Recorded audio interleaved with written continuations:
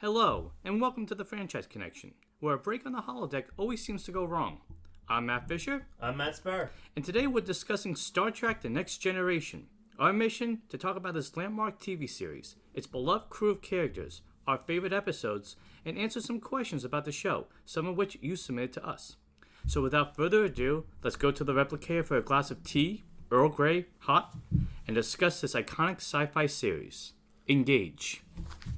Okay, so since this is your first time watching that whole series, what are your initial thoughts?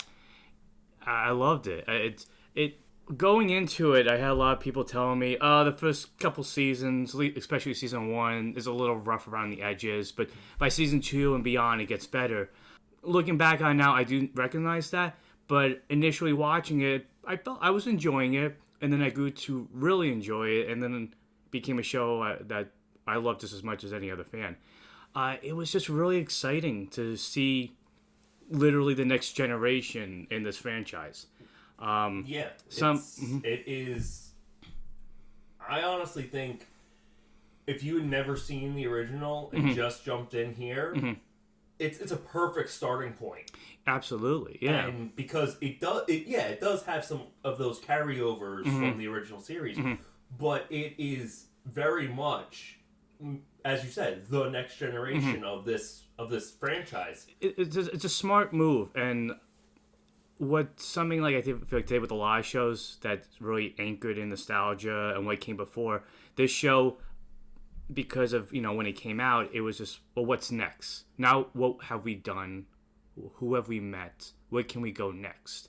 And having finished the original series and watching the original series movies with you, it really is kind of exciting to see this new era. It's from the ships to the uniforms to the different aliens you meet. I think that's what made so accessible, like you said, if you were the first one watching, because you become familiarized with Vulcans later on in the season, in the show, but it's not completely devoted to that. Like, they're like, we've done that already. Yeah. We met the Vulcans, we've seen the culture. Spock laid a groundwork for a lot of what this show kind of explores with in terms of humanity and different extraterrestrial relationships, if you will. Yeah. But I enjoyed how the next generation was like, okay, we've done Vulcans. Where can we take the Klingons now? And they really explore that in a deeper, in-depth look, and go more into detail with the Romulans. I think that was the thing I found interesting, was like the Vulcans took a back seat. They took a back seat, and the Romulans were like, okay, we've seen the Romulans a little bit in the original series. How can we make them a bigger character and a bigger threat this time around? Yeah. Not to mention some of the other alien races you come across, like the Ferengi, which, granted, they don't stay consistent with what their goals are. By the way, there will be a lot of spoilers. We're talking about the entire show, all 7 seasons, 178 episodes. So, but yeah, the way the Ferengi are built up, and like between season 1 and season 7, they change massively. Yeah, so something that I thought was interesting was going into this. I said this to you a lot when we were watching the first season. I'm like, oh, this is like in the original series, TOS series episode. Yeah. A lot. It's just with a new set dressing. And going forward, I'm also going to be saying, instead of Next Generation, I'll be saying TNG at times too, just to make it easier for you to follow. And then when TNG did it, there were lots of them watching. I'm like, oh, feels like an original series episode with just different characters. Yeah. To me, I know it was not an episode a lot of people like, but it was Justice. It was season 1, episode 8. When Wesley gets in trouble and kind of they're in a tough situation where they break the Prime Directive, because do they interfere with this trial that he's on? I mean, they're gonna kill him because he broke a rule that he didn't know about, even though he didn't mean it. But it was that episode to me where I'm like, I can see something growing here, because it was the first time I saw Picard present one of his Picard speeches. I mean, an early version of one. Yeah. But it still had the same effect. Yeah, and so by season 2, I think they finally had a grasp on their characters. I think this was what was really fun about watching this. So this show debuted in '87. Yeah.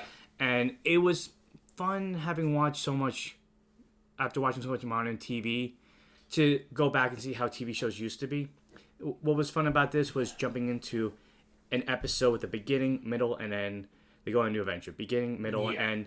And along with the odd two-parter here. Yeah, especially later on. And boy, this show has great two-parters. Some better than others, but they're all enjoyable. And it's fun to see the characters by the end of the show become who you recognize them to be. Yeah. Like, it took time to figure it out. I think I've really enjoyed seeing these characters grow, especially, like, I think Picard is one of the best examples to use. I mean, he was even growing all the way through to the end of the series. Oh, absolutely. From the first two-parter encounter at Farpoint Station to All Good Things, the series finale. I mean more like how when I first meet him, he's very stoic. He's very serious. I think that was a problem with the first season. Was like they didn't understand the characters and what they want to do with the characters. So absolutely, because I said to you when we started and we watched the first couple episodes in season 1. Yeah. That I'm like, oh, so what they did was they took the original series cast and went, okay, we'll take that one character and we'll make them 2 people. So Kirk is now Picard and Riker. Yeah. Jean-Luc Picard and William Riker. If you want me to say the full names, I will. and Worf and Data were kind of like a split version of Spock. Yeah. And you had majority engineering. I think I guess he's standing for Scotty. Yeah, and Bones is Crusher. And Wesley's just somebody new for this whole thing. But it was interesting to see them kind of go like, okay, we have the template that we used before. Let's do something new with it. And for a while, like looking back that first season, I get why it was a little rough because you had the characters kind of like set into those archetypes that came before. Yeah. So Riker was the gung ho hero, had to go at action. Picard was the captain in charge. Yeah. Data was the being trying to figure out what it means to be human. Worf was a guy with a conflicting cultural identity. Crusher for a long time, like it was really. I remember I was seeing I think it was an interview with they interviewed Gates McFadden, and she was saying like for a while like she felt Crusher was just there, a mother, like she couldn't be her own character. I thought that was really interesting because later on when Wesley goes to Starfleet Academy, I feel like that's the first time you actually see Crusher get to be the Doctor and her own character. But we'll get more into that with character studies. I'm jumping ahead. Yeah. But having talked about all these characters, I found it really interesting compared to the original series that show focused on mostly Kirk, Spock, and Bones. Yeah, this show focused on everyone. It was all-encompassing. It was an ensemble cast. Yeah. I liked how the crew felt like a crew. I'm not saying the original series didn't have a cast that felt like a crew. They did. It was mostly focused on those. It was mostly on the trio of Kirk, Spock, and Bones, of McCoy. Yeah. And you even see that in the opening credits of the original series. Like, they're the top billing actors. So to get a feel for, like, what a full crew would be like, it was just really interesting. And I think that helped them even say, as showrunners and writers going like, well, we have so many characters, we don't have to make an ensemble every episode. Because would you say the first season was a lot of ensemble episodes? Yeah, it was mostly ensemble episodes. And then I think by season 3, end of season 2, beginning of season 3, it was very, like, they were doing an episode per character. Because by then, I guess you could say, like, they knew who each person was, what the personality was, what the goals was, dreams, wishes, hopes, fears, everything. So I really enjoyed seeing, like you said, you can jump into this without having seen the original. You might be lost in some who characters are, because like in the first episode, Bones shows up. Yeah. In a glorified character. It was a glorified character. They're like, oh, we have to pick up this Honestly, one. I think the one you both. Although I was happy to see DeForest Kelly on the show. It was kind of heartwarming after finishing the movies recently when we started this. So, later when Scotty shows up, I think that's the most confusing because he's an actual character in an episode. So we'll talk about when we do the episodes, but I of all the cameos, even more than Spock, I liked his episode a lot. Yeah.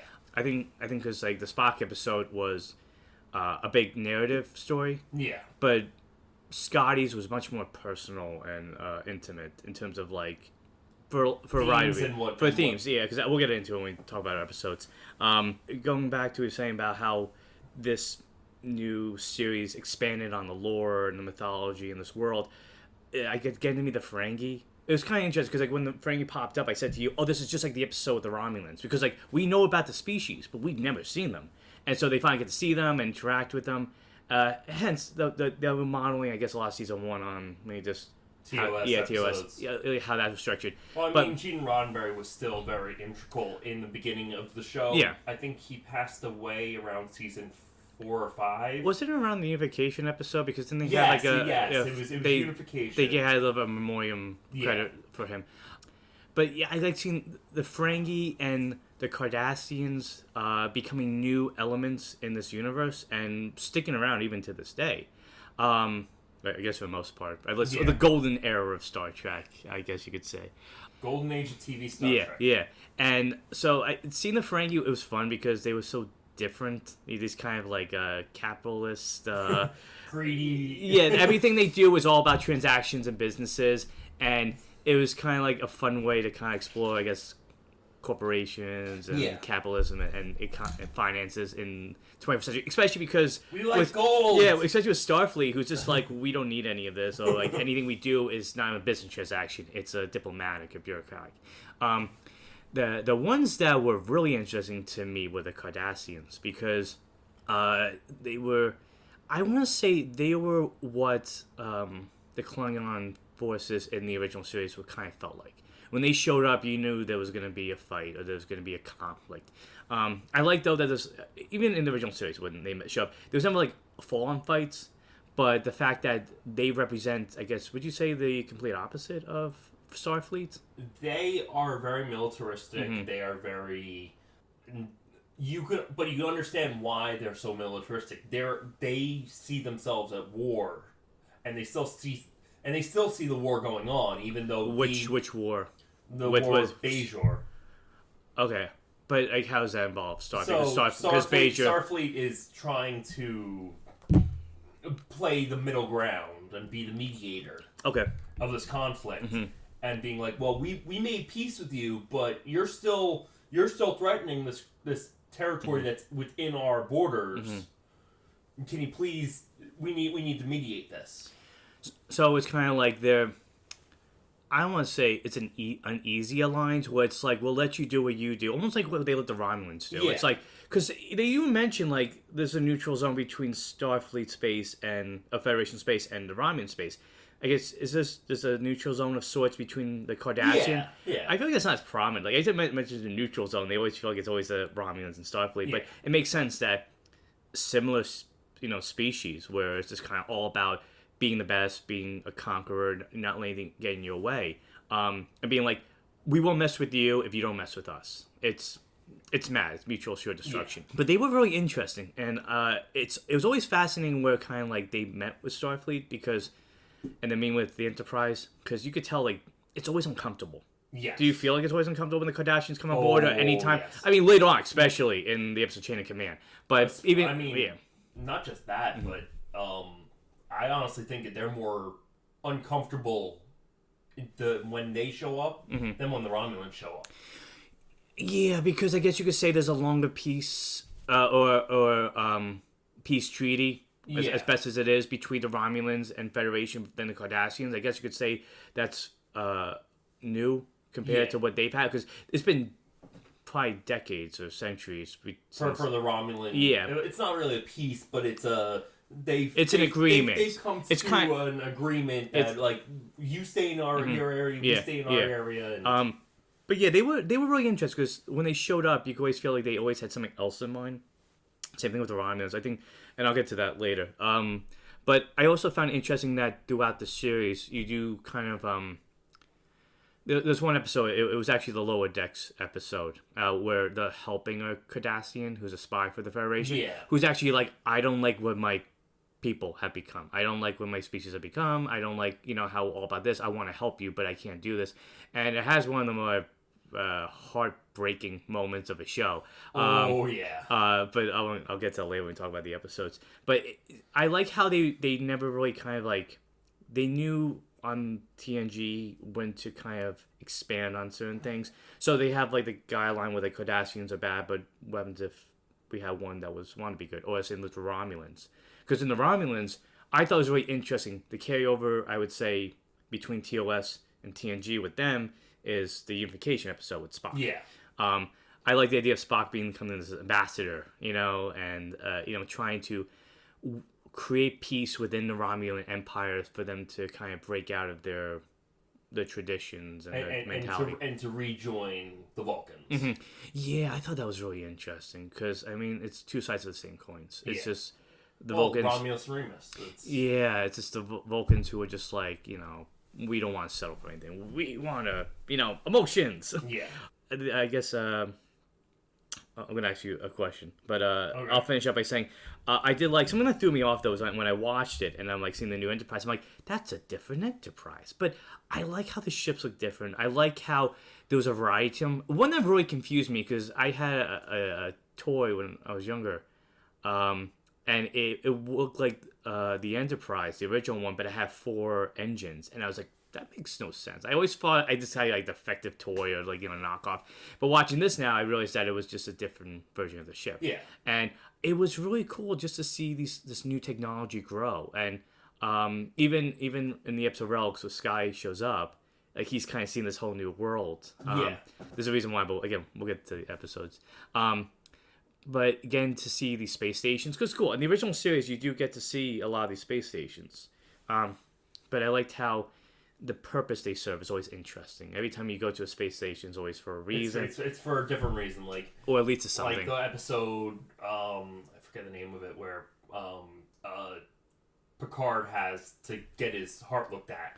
Yeah, I don't think I wrote that one down. No. I guess it was as memorable. That was one of the. It was like. It was in like right before Wesley. No, it was Wesley was piloting him on the shuttlecraft. Yeah. And he's just like, this is gonna be so awkward. Well, he was piloting him to take his entrance exam. Oh, as part of his exam? No, the entrance exam was being held at that same station. Oh, okay. Not the one that he failed previously. Hey, he passed it. It just wasn't chosen. Yeah. Which. Yeah. That's something I'll talk about when we talk about Wesley's character. I'll sum up my thoughts here by saying like what I really liked was, and what I hope more shows do when they do something like this, like because I know as I was recording, there's a Blade Runner 2099 show being made, and I hope they kind of do the same thing what they do here and they do 24/9, was they kind of just jump you into this new year, and they don't give you a lot of information right off the bat. You're just kind of like, oh, so this is what this era looks like. And as you watch more and more, you're like, oh, so this is how things are done. Oh, this is the uniforms they wear. This is the clothes they wear, the planets they visit. It's a new... I just really liked how this show did so well by not saying like, oh, let's just find a way to connect it to the past. It's like, no, this is a new era. This is a new crew. They deserve to have their own stories. They deserve to have their own adventures. Yes, it's within the same world, and it's jumping off of other things we've established, but we need to create a new world within this world, and they did a great job. It's a rocky start, but boy, by the time it ended, it was great.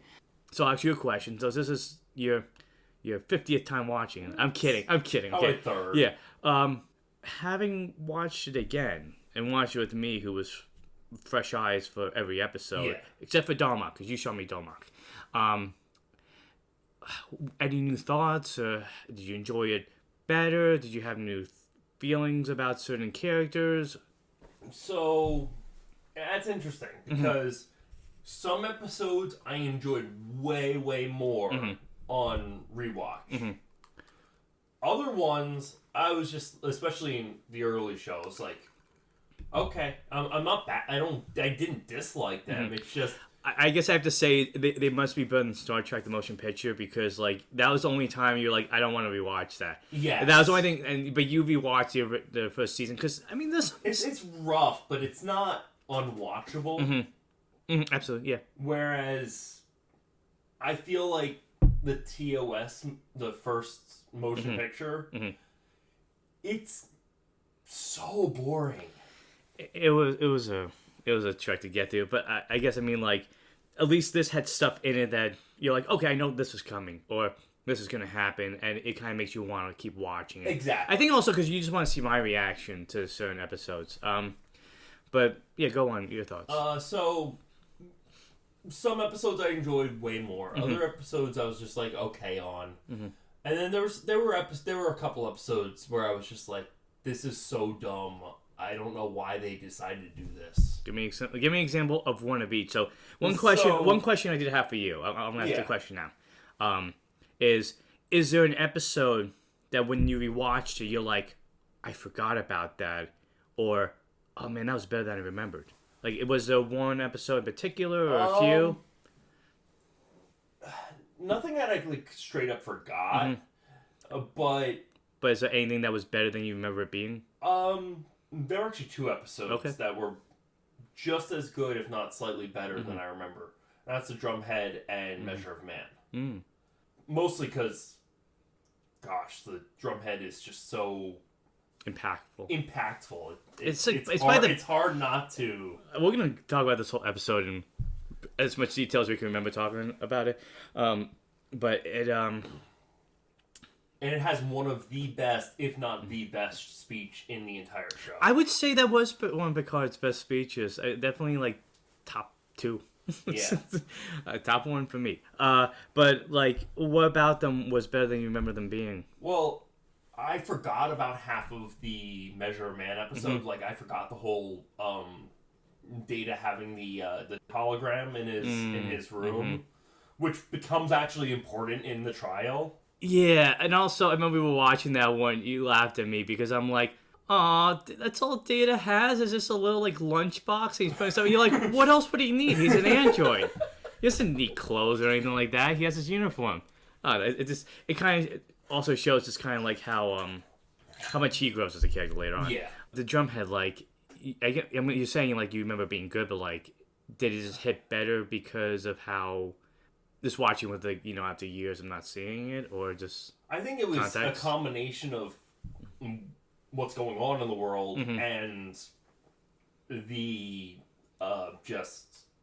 and not having to seen it in almost 6-7 years. Yeah, the writing on that episode was like, to me, it encompasses everything about what makes a good Star Trek episode, no matter what show it is. And I feel it's one episode that if you only watch one episode of TNG, that's the episode. Absolutely, because it. Well, we'll talk about it later. Yeah, on. But you could tell that it goes without saying that's probably our favorite episode. But like, is there anything else like in terms of what you felt, if you can remember, didn't work the first time you watched it? You're like, okay, that was better, or it was just as uneven. So an episode I think I was like okay on the first time, and I think got slightly better was Samaritan Snare. Okay. It's funny you say, because like I watched it the first time, and I remember like liking it, but it didn't stick with me. Like, why did it stick with you? Well, it doesn't really stick with me, but it's more of just someone like, I get what they were going for, and it kind of works a little better on a rewatch, because it's very much a... You want to give it context to, like, for people listening, like, the basic setup. So Samaritan Snare is the ship gets called for a distress signal to a Pac-Led freighter that they don't know how to fix because the Pac-Leds are dumb. And they're using it as a trap to get Joy to fix their ship, right? to get somebody to fix their ship for them. Actually, that's another thing. Like, new aliens like this was fun to see. Yeah. Or were fun to see, yeah. But, so, I saw it the first time, and I was like, okay, this is just okay, because it's very much a... The Pac-Leds they're kind of just a dumb... Do you think they're smarter than they seem? A little like, bit. Or they play dumb this is like they're doing a Time Sawyer, like, oh, I can't do this, it's hard. Oh, look, you did it so well, just keep doing it. I know for me, because like, this all really started because Matt got me to watch Lower Decks, and the Packlets show up in that, and so you're like, oh, you'll get it when you watch TNG, you know. But yeah, go on. So they kidnap Geordi, and it might be my favorite Geordi episode. Oh, interesting. Because Geordi doesn't have a lot of great episodes, unfortunately. No. But LeVar Burton's good. It's just actor. A lot of the episodes he had were kind of like underwhelming. You know? He was good, but he did the best with what he had. You know? Yeah, it might be one of my favorite of his episodes, mostly because it doesn't have my least favorite trope of the show. I have a Geordi episode of mine too. Yeah, that's like that. And this, I think, it shows why he's such a good engineer. Definitely. And he's able to think his way out of the situation as well. Yeah, that's what I like about his character. He knows how to fix things. He knows how to. He's a good problem solver. Yeah. I also really like too that the I'll keep on top of the characters. I'll talk about the characters. But was there any episode rewatching it that you were just like, okay, this is gonna be a tough one to get through? I know which one you're thinking of. I have two. Do your second pick first, and then your top pick, because I want you to build up to that moment. So, my second is probably Yar's death. Okay, so I know. So I want to talk about Yar a little bit more, but yeah, why? It's just so underwhelming. Do you feel like even though like the actor didn't want to be on the show anymore, they could have done a better job? Yes, and I'm happy they brought her back later for another episode to redeem the character. To redeem the character and give her a better send off. Yeah. So for context, they go to a planet and they meet an oil monster. That's slimy oil monster, whatever. The devil, maybe, possibly. Oh, come on. That's giving this episode too much credit. But yeah, I remember like everybody telling me like, oh yeah, Yara's not for a while, not too long, and when she dies, it is so baffling because it is like it's a light slap and it kills her. Like I was like, I look at like that was it, and then they bring it to Crusher and she's just like, okay, she's dead. It's like, huh? It's like they've been hit worse. The Enterprise has been hit worse, and they've been, situations that are a lot more dangerous. And a light slap. I mean, like, she's a security officer when the show starts. Yeah. Give her a worthy, death if the character, has to die. But it was just, the episode itself was just kind of all right. I don't want to say stupid, but it was a little stupid. There's a lot of cheesy elements to it, but it's just like, that was like a little too much, I guess. That was like, come on. Like, really? You're just gonna like sweep it under the rug so fast? Like, fine, whatever. But I mean, granted, in that episode, I did like the farewell in the hologram that you said like, that just come back. That was an okay episode. Again, like, it's funny. Some of the sets, like, when I watched the first season, I know you've seen like a few of the original season series episodes. It had that look where it's kind of like the background's just like a single color, like it's red or blue, the sky, and everything else is like, set dressing. It was like one of those episodes. It felt like it's something that would have been on TOS, I think, back in the day. Kirk would have punched. You won't get my ship. Okay. My least favorite episode, though, and I don't think this changed very much, but it definitely grew worse on rewatch, was Shades of Grey. The season 2 finale. Okay. Yeah, I mean, as far as coming up with a plot device to have a clip show, it worked, but it was just kind of like it wasn't forgettable. It's memorable for the wrong reasons. Yeah. But I mean, it's just like, we gotta use past memories to get Riker back to consciousness or whatever. I was just kind of I treat that as kind of like a bonus episode, and the finale was the episode before. I think with Yeah. they had the war games, I think, Yeah. or something like that. Yeah, it was. I mean, what made it worse on rewatch? It's just it's unnecessary. Like if you really were struggling for budgetary reasons, you could have just cut the season short, an episode. I guess they just the record to sit there the whole time. I guess if you could say, like, would you think a better way of doing that episode would have been like have the actors kind of like talking to each other about the what Riker meant to them instead of just seeing stuff we've seen before. Probably. I wonder if they didn't have the actors all together at the time when they were doing that. Maybe. Oh. But yeah, it was alright. Pulaski shows up in the episode. Her last episode. Yeah, which is an underwhelming send-off to that character. Yeah. So something I forgot to bring up before when I was talking about my thoughts on the show. Something I really liked that they introduced on... Oh, actually, two things. They introduced on the Next Generation was the idea of a balanced work-life schedule and the holodeck. And so something that threw me off is because, like, when you watch TOS, it's always just like work. Pretty much, like, they never have any downtime. Once in a while, there was like one episode where they have some actor. No, I mean, yeah, kind of, but then it always becomes like a mission, or like there's like one where they went to shore leave and Scotty was convicted of murder, and then you find out, spoiler alert, that it's the evil spirit that's existed since time that possessed Jack the Ripper and went out to space when people went out to space. It's actually an interesting episode. Okay. But yeah, it always feels like when it was shore leave on TOS, it always became work. And I really like the idea that our Next Generation, like Starfleet's thinking, we need to have our officers, ready for duty, but also ready just to live, Yeah. And that was a question I had for you when I was watching. I'm like, how come, like, in the TOS, the actors show up in one episode? That was a good episode. They think this one actor is like a convicted criminal. And I'm like, what are the actors? What are the musicians? And you're like, you'll find out. I like the idea that they became their own entertainment. Yeah. Because, I mean, yes, granted, some of the plays they put on are the best plays, but it's they're all written by the Doctor. She's a doctor of medicine and theater. But I like the idea that, like, they're their own entertainment. Like, Riker plays jazz, or Data does poetry or acting. Like, they take time out of the schedules to just create their own entertainment.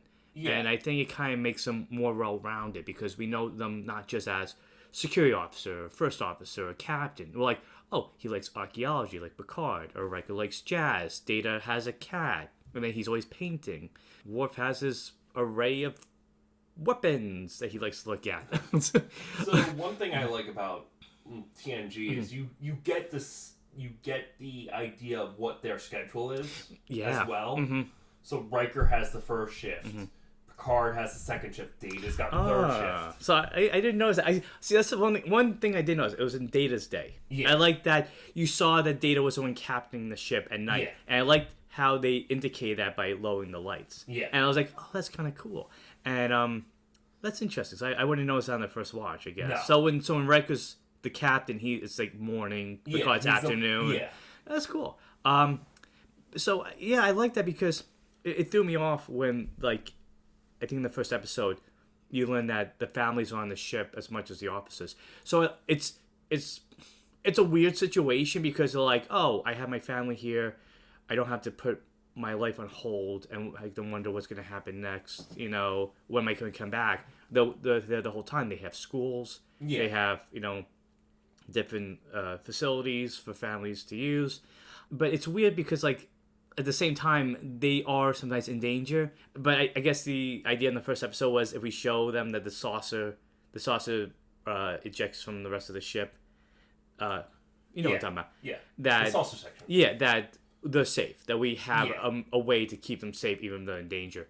So I like that because, like, the idea of kind of like, at this point, the Federation being like, we don't need to break the families apart. We can have them on the ship, be with them.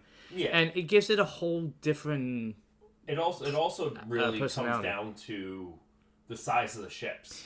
Like okay. some ships are larger, so they have that. Well, this is a family Galaxy class, they keep saying. So is this like Yeah. the biggest ship in Starfleet? At the time, yes. Okay. So like the one in the original series was like a smaller Was version? Constitution class. Okay.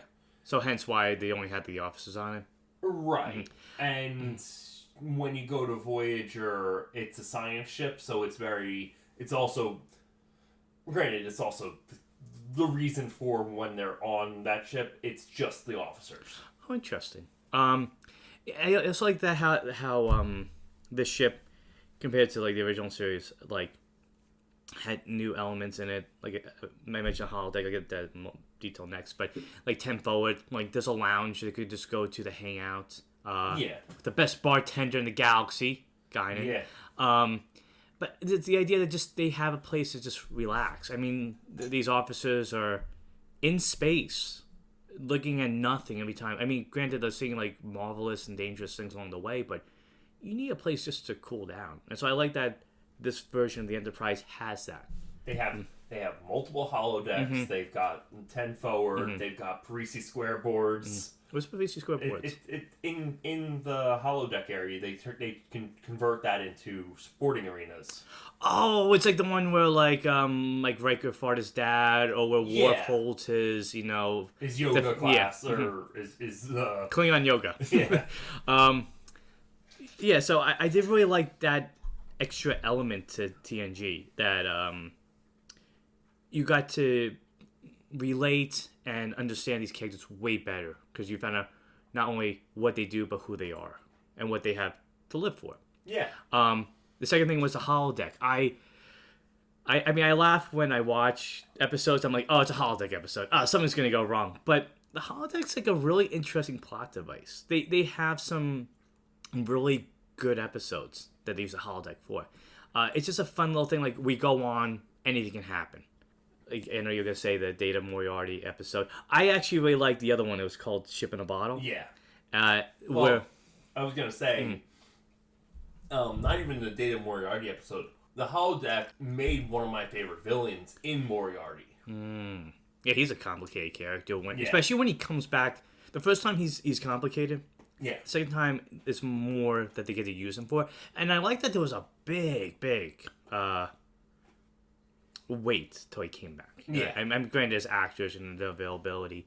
But yeah, I like the idea that they'll like, make a program that could beat Data. Yeah. Or something like that.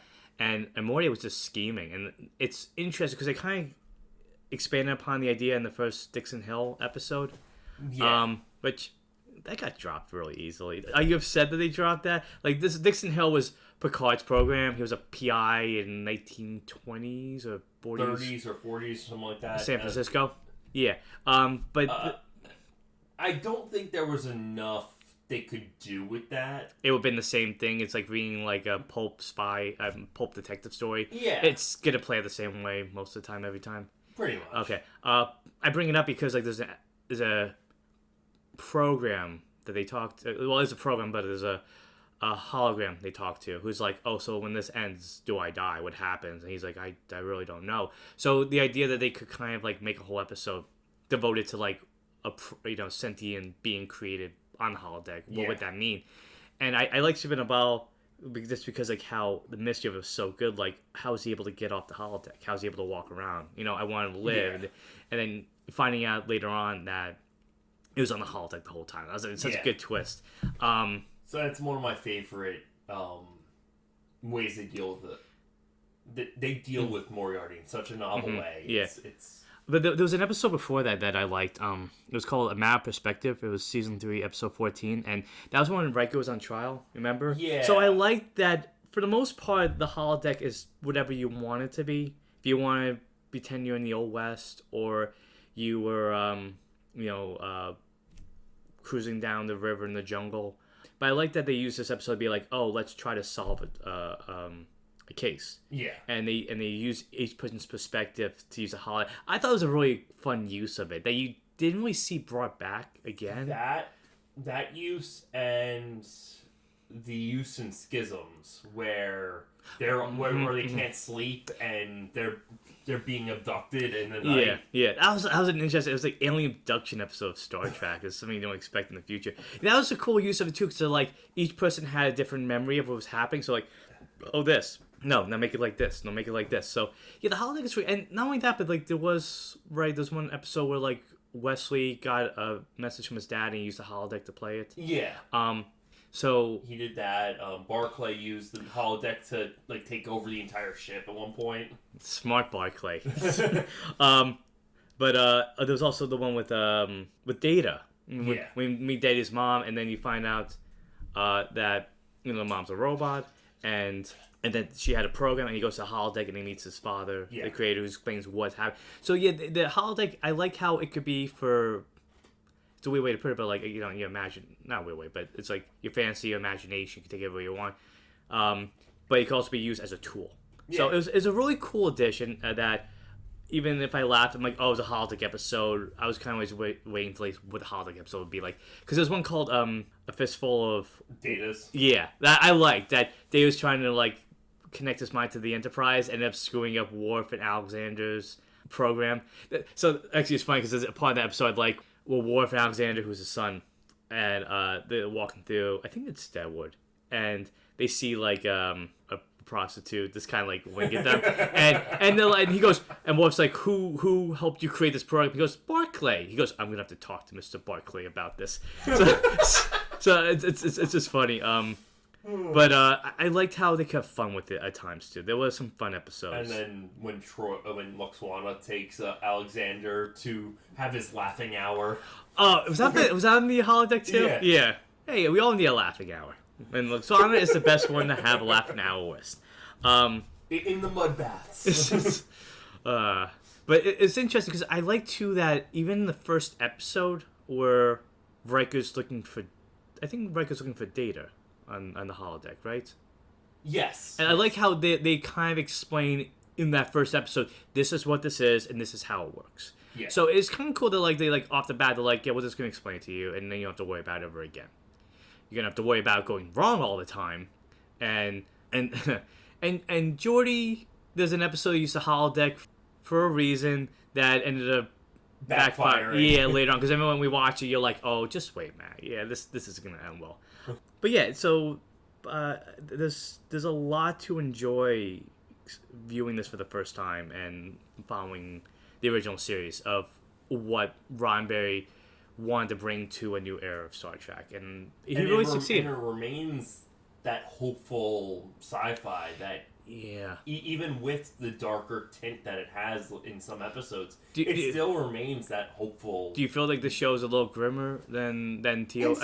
In some ways, some episodes definitely were. Yeah, that brings some to mind. Especially season 7.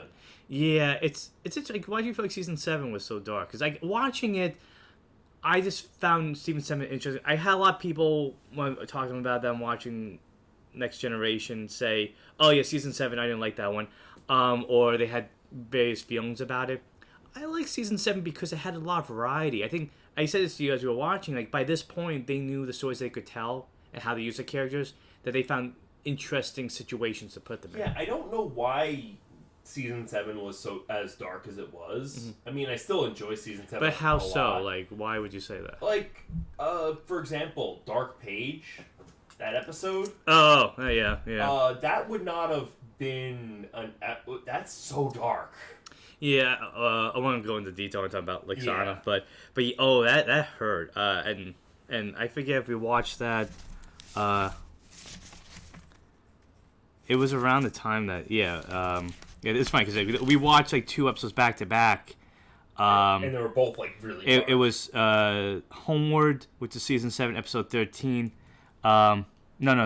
It was Lower Decks, season 7, episode 15, and Think Thine Own Self, season 7, episode 16, where Data goes to a planet, loses his memory, doesn't realize it's like a radioactive piece of a ship, and this civilization that's primitive is like, oh, what's this metal? Oh, it's shiny, and then everybody's dying of radiation poisoning, and then like the guy who helps him is dying, and then his daughter's starting to die, and I'm like, I mean, granted, by the end of the episode, they solve it. They solve it, but I'm like, Matt, come on. Lower Decks has had an episode where like this character is willing to sacrifice himself, not to prove themselves to not only themselves but the Enterprise.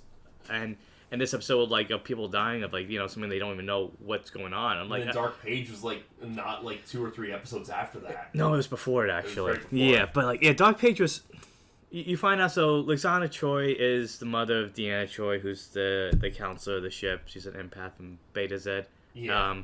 I'm remembering all these words. Yeah. But you find out there's like a really dark secret that she's been holding on to, and it's killing her. Yeah. Well, it's triggered by accident that happens. Yeah. But I'll want to save more detail for that. But yeah, that's a good point. I mean, I guess like, and then you have the Cronenberg episode with the body. Oh, the evolution one. Yeah, that was really creepy. I think it's funny because like they do balance out for the most part. 'Cause they have that silly one where, I mean, good acting on Brett Spiner's part as Data playing like all these different characters, but like he's being possessed by some sort of archive or whatever. And, and him and Picard are wearing these silly masks. That's just it's like something out of Power Rangers, you know, and. It's so they knew how to balance it out at least. Yeah. But yeah, I would say season 7 had a lot of more serious episodes. Yeah. Especially the way it began with like Data dealing with his brother Lore controlling the Borg. But yeah, I mean, do you have any other thoughts about the show overall?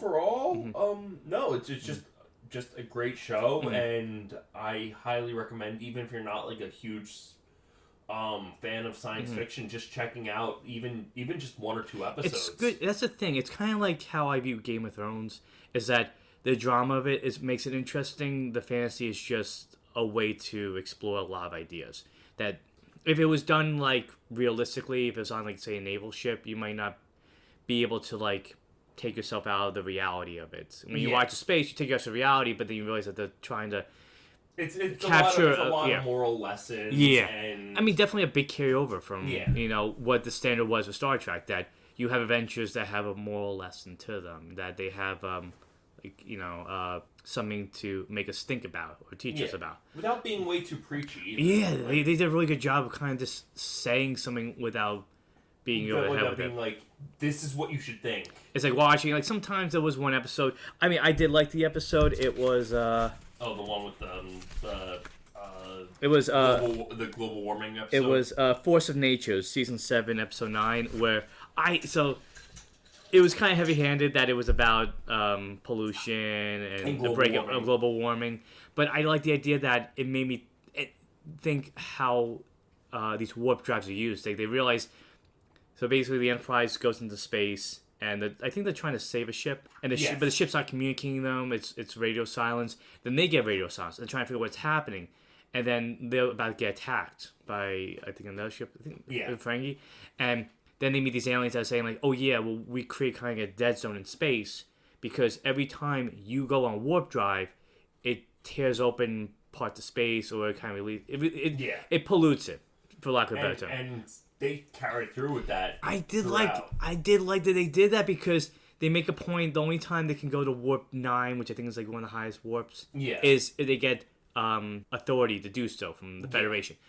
To keep that consistent, I really like that because if they just forgot about it, I'm like, but hey, are they not supposed to do that anymore? Like they did, by season 7, there's a lot of callbacks to the other seasons, and I think that was kind of interesting. That for the most part, you could tune in for at least season 1 through 6, and they don't really have a lot of callbacks. Yeah, they have a few maybe, but they're not noticeable. But I like that even when they do have a callback, it's like, oh, this happened 5 years ago. I'm like, oh, that was season 7, season 2, or that was 6 years ago.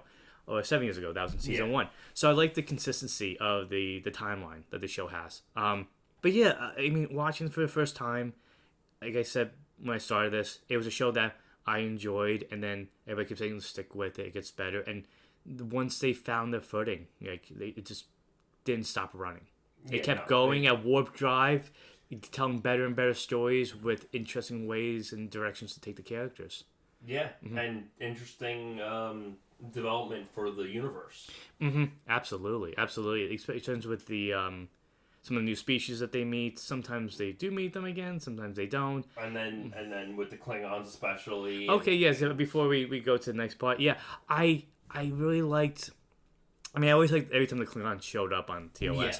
But I liked how much they took the time to develop the culture. Yeah. They really, really take a lot of time. And I guess, would you say a reason why is because after Star Trek VI, The Undiscovered Country, the relation between Klingons and the Federation is a bit more amicable. Not completely. I know it's not completely. I think it's partially that and partially because you have a Klingon on your ship. So you have an excuse to be like, okay, we have a character who fits in these stories. So we have a way to bring them into it, or a way for him to kind of help us with it. Yeah, it's similar to what like having Spock on in TOS and why the Vulcans got explored so much. Okay, yeah, that's a good point. That's a very good point. Yeah. But I liked because we meet the Klingons in TOS, you get a warrior race. You know, they're all about conquering and being the Federation. Although there's one episode I like in the original series. It's not one of my favorites, but it's fun that they meet an alien that thrives on the rivalry between the humans and the Klingons, and Kirk's like, "Hey, what if we just laugh and have fun with each other?" And they're like, "Ha ha ha, you're so great, ha ha ha ha," and it's like, "I don't like this anymore. I'm leaving." It's just it's just because I just like that memory of it. But I liked exploring the culture of the Klingons. That's still my favorite next to the Vulcans. And even going to the Klingon homeworld. That's what I mean. Multiple times. Yeah, I like seeing the transfer of power, the different rulers, how they choose the rulers. I liked there's one episode, I think it was later on, I think it was the episode where like the Klingon from the future shows up to talk to Worf. Yeah. And you get a sense of, they do have celebrations of their heroes and their myths, and getting to see a little bit about that. There's the episode where that might be one of my favorite Worf episodes. Yeah. I have a different. That's one of my favorite ones. Not my favorite, but one of them. The Klingon that united this world might come back. So to get a lot of the myth, a lot of reason why the Klingons act the way they do, why the sense of honor is so important. I mean, there's a two-parter. It was the redemption two-parter, where at that point, Worf's family name has been tarnished, and he has to accept that, even though he knows it's not true, just for the safety of his brother. Yeah, and their bloodline, and his brother. Yeah, is played by the late great Tony Todd. He was so good at playing this Klingon, and the fraternal relationship the two of these have is just so well done. And especially when he finds out that he has a brother, it's shocking. But I also liked, the way that the Klingons work with the Federation too. And the Klingons accepting, they have an episode where Picard has to oversee the new ruler, and just seeing him be mediate, how to choose and everything. It's just really interesting, and I like the detail they put into all that. So the Klingons, when they show up, they're not just, here they are trying to beat the Federation or something. You get a chance to really explore that life and that culture. And one of the first episodes I did that was, I liked when it was I wrote it down, A Matter of Hope. The season 2 episode 8 when Riker does the exchange program. I remember saying that's a great episode. Yeah, I remember saying to you, I'm like, I like that. That by this point, the Federation, the Klingon Empire would be close enough that they're willing to swap and it's a cultural exchange. And I like how Riker going on. It's like, I want to learn about this. I want to be about this. So even when the busting his chops about this and that, and the Klingon ladies are hitting on him, he knows how to stand his ground, and that familiarity with their culture is what kind of saves the day. Yeah. So I really liked how TNG took one of the best elements of TOS and explored it in some very, very cool ways. I liked a lot of the Klingon episodes on TNG, and again, just the amount of detail they put into it. So it feels like the culture, there's a baseline to go off of, and it just grows from there. I mean, did you have a favorite alien species? Did you like the Klingons as much as me? Did you like the Cardassians more?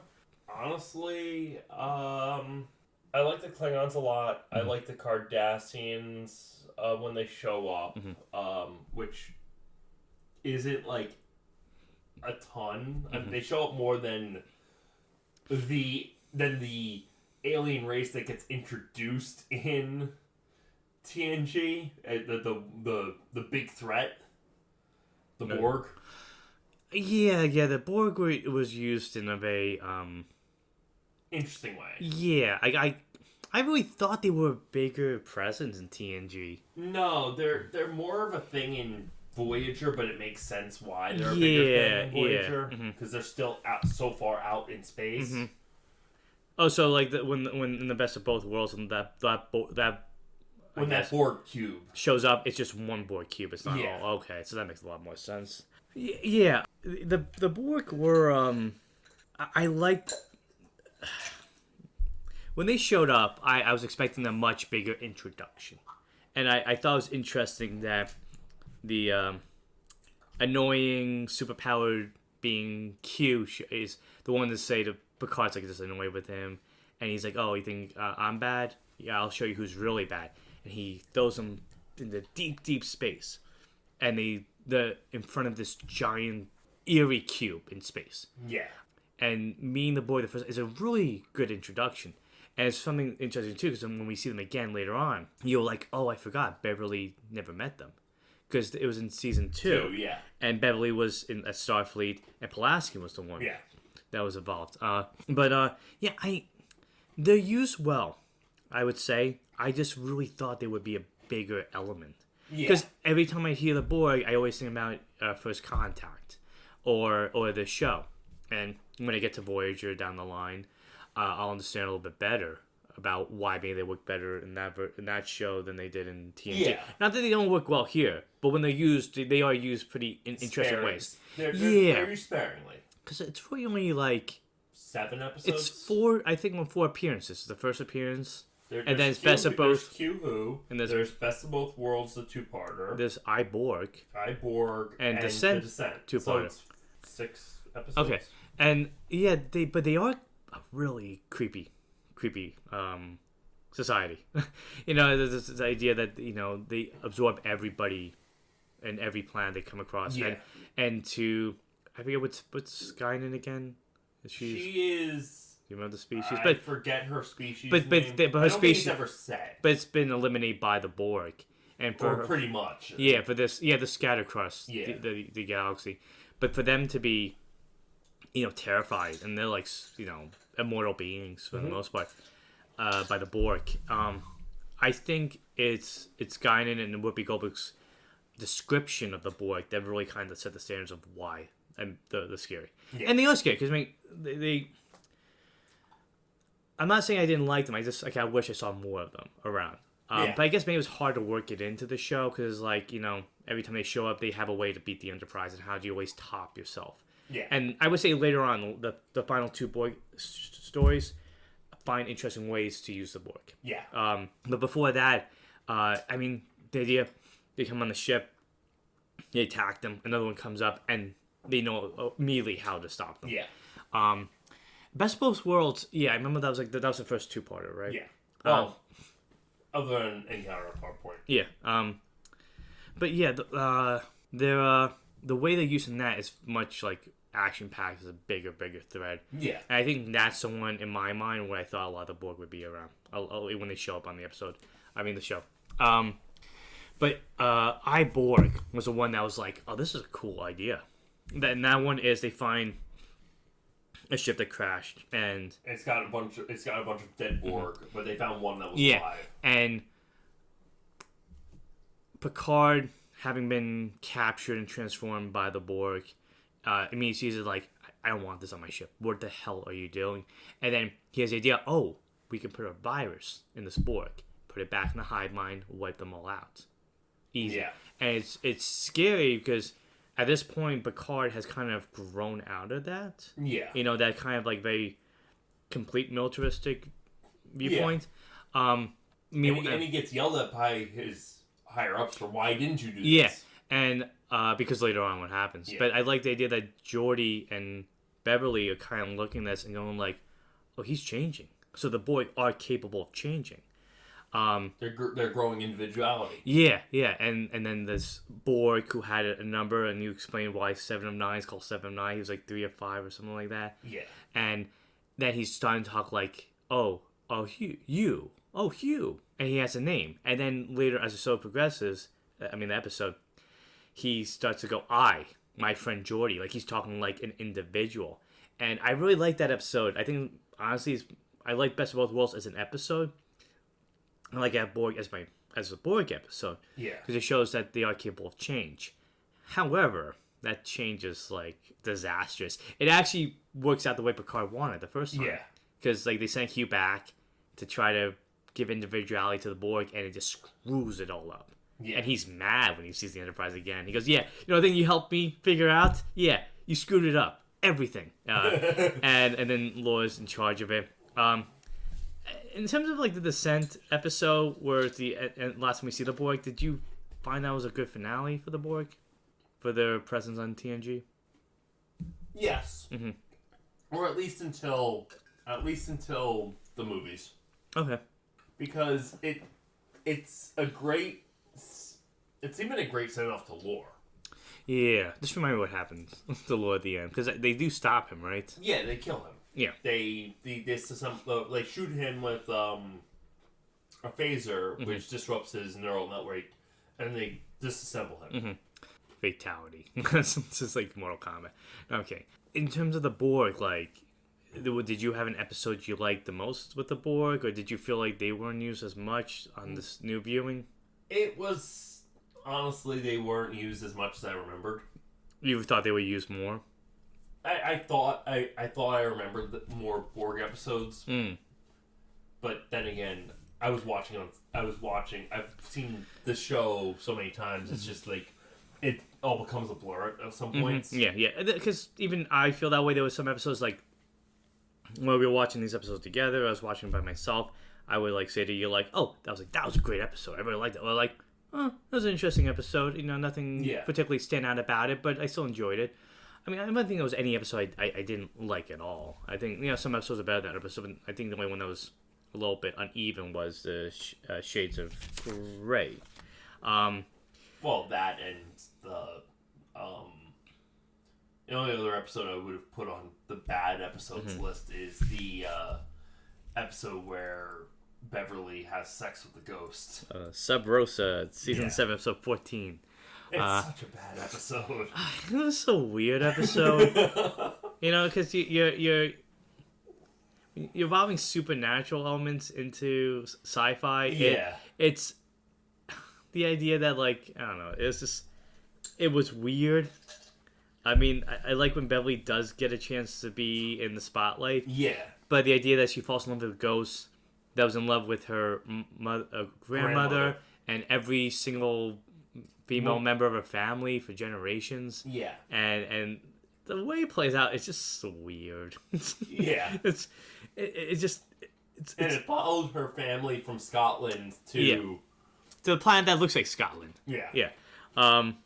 Which is the thing in Star Trek. You go to a planet that looks like another planet. It was just weird, and I don't think they really... I guess you could say I like Beverly when she's used...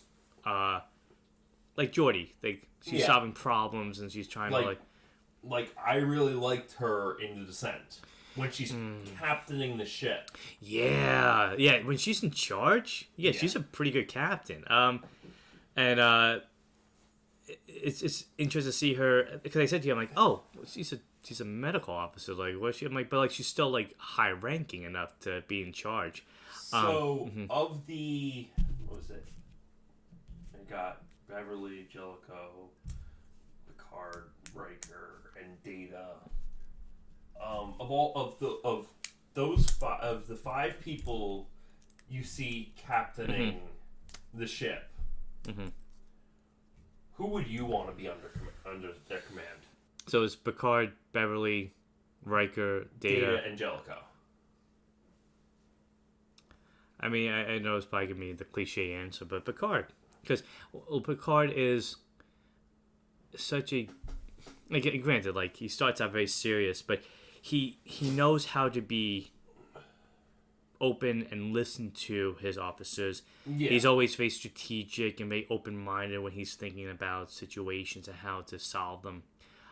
Sometimes some solutions are better than others, but he always comes at it in a neutral way, where he's not trying to go in with an agenda or with a preconceived notion of what to do. Like, he's doing the best he can, and he's doing it in a very diplomatic way. I think that's what makes his character so good, is that he is like an ideal diplomat. Yeah. He knows how to negotiate. He knows how to talk. He knows how to build relationships.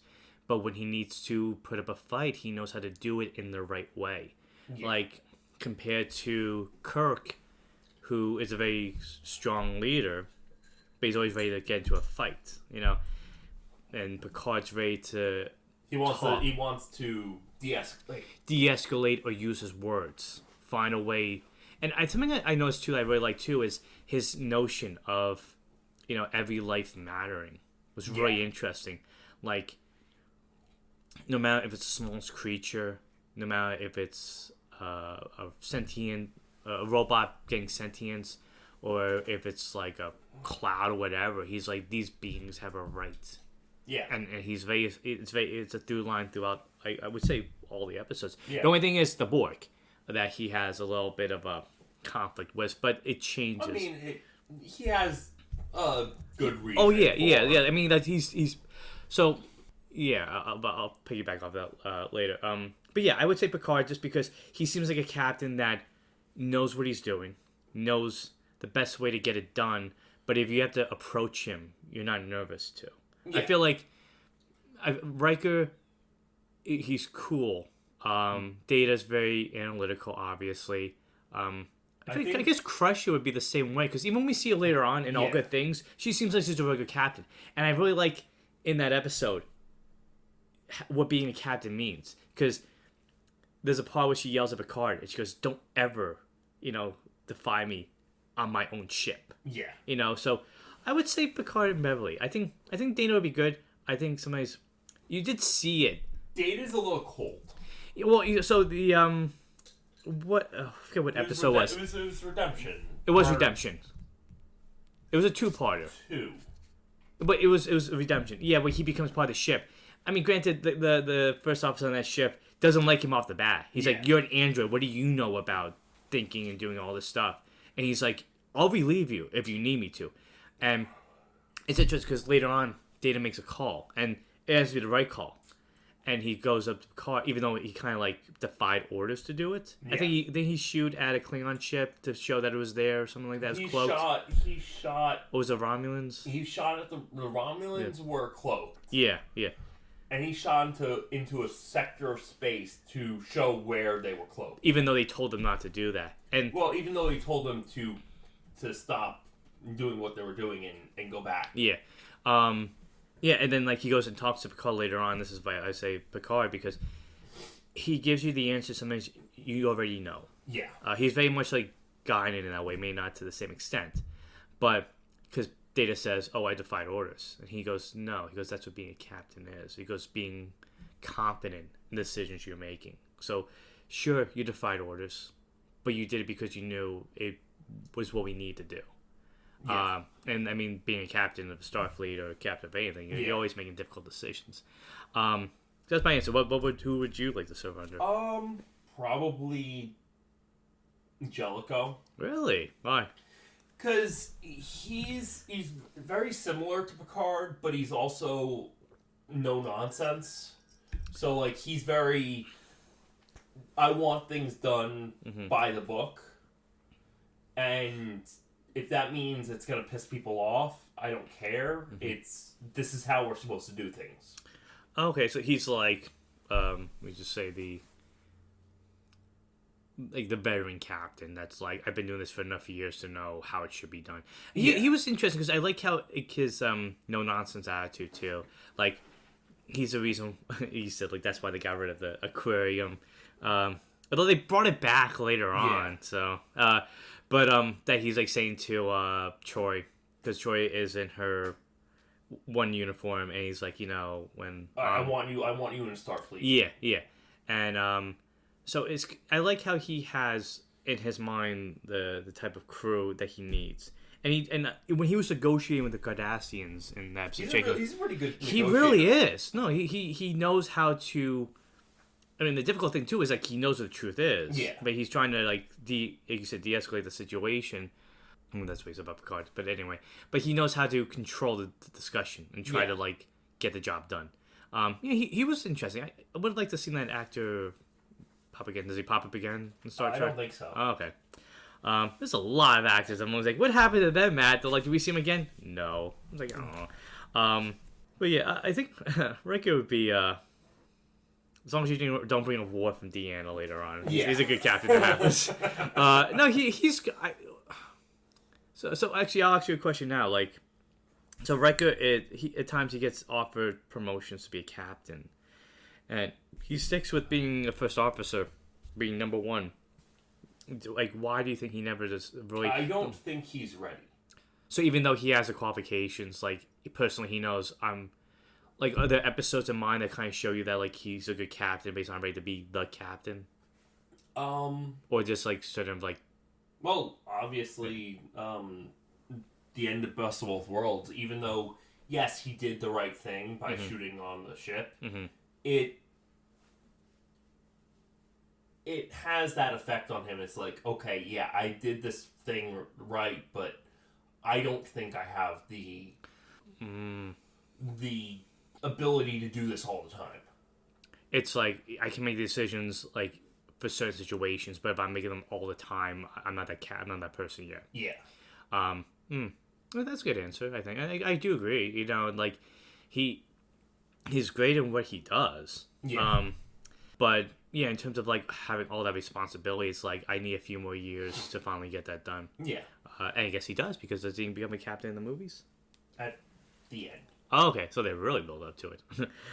But, I think that's one of the last couple of scenes of Nemesis. Okay. So it ends with, I'm captain now. Well, he gets the U.S.S. Titan, which has its own crew. Is that the one that appears on Lower Decks? Yes. Okay. Cool. And has my personal favorite Vulcan from Voyager as a crew member. Oh, really? He shows up? That's cool. Spoiler for me, but it's so cool. Well, he doesn't show up in the movie. I think they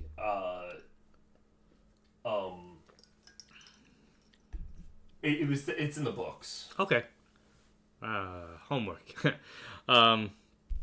There's like a whole series of Titan books. Oh, cool. Because I think they wanted to continue the show as a Titan show. I mean, I could see that. I mean, Riker, to see him earn being captain, would be kind of cool to see that. I mean, we did a little bit on Lower Decks. Yeah. But anything else you have to say about the show overall? Or? No, okay. I think we covered everything okay. on the show overall. Okay, so now we're gonna move on to the characters. Talk about the characters, which you have talked about a little bit. I guess we'll just do the main crew, and then we'll see. Yeah. So start with Patrick Stewart as Jean-Luc Picard. Like, does Picard on TNG get better every time you watch it? All the time. Yeah. He is... Well, he might not be my favorite captain. That's Cisco for an interesting reason. You'll see when you watch Deep Space Nine. He is still my captain of the Enterprise. He's that type of leader that you always want to have by your side. That dangerous situations arise, but he never makes you afraid. Like, there's so... Like, every episode, for the most part, they're always, like, in danger, exploring something, but you never feel like you're unsure what to do. Having Picard there, it's like he always has a plan in mind. Yeah. And the way he garners support is just so well done and so seamless. Also, he doesn't have as many red shirt deaths on his show. Yeah, but that's a different reason. He doesn't have as many expendable people. That's true. Mostly everyone has a purpose, and they all fulfill that purpose. Okay, so, and when a character dies, you feel that death. Yeah, so for the most part. For a good example, I mean, Yar's death it's done well, but I think the time I saw that the most was in Lower Decks. Yeah. not the cartoon, the episode, season 7, episode 15, when okay, so I'll backtrack, but like basically, like there's a character that appeared on another episode. It was the episode Wesley was in Starfleet. Yeah. He gets in trouble, but they're trying to hide a secret. And I thought it was really cool. They brought that one character that was in Starfleet back to the Enterprise, and Picard sees this ensign, and he says, I know what you did. What you did wasn't right. I don't know why you're on my ship. I can't do anything about it. But just want you to know, I have a particular, opinion of you, and it's not going to change. Yeah. And it upsets her. And then later on, she talks to Worf, who believes in her. Probably one of the best, like, a Worf moment I liked, where he's kind of like encouraging his officers.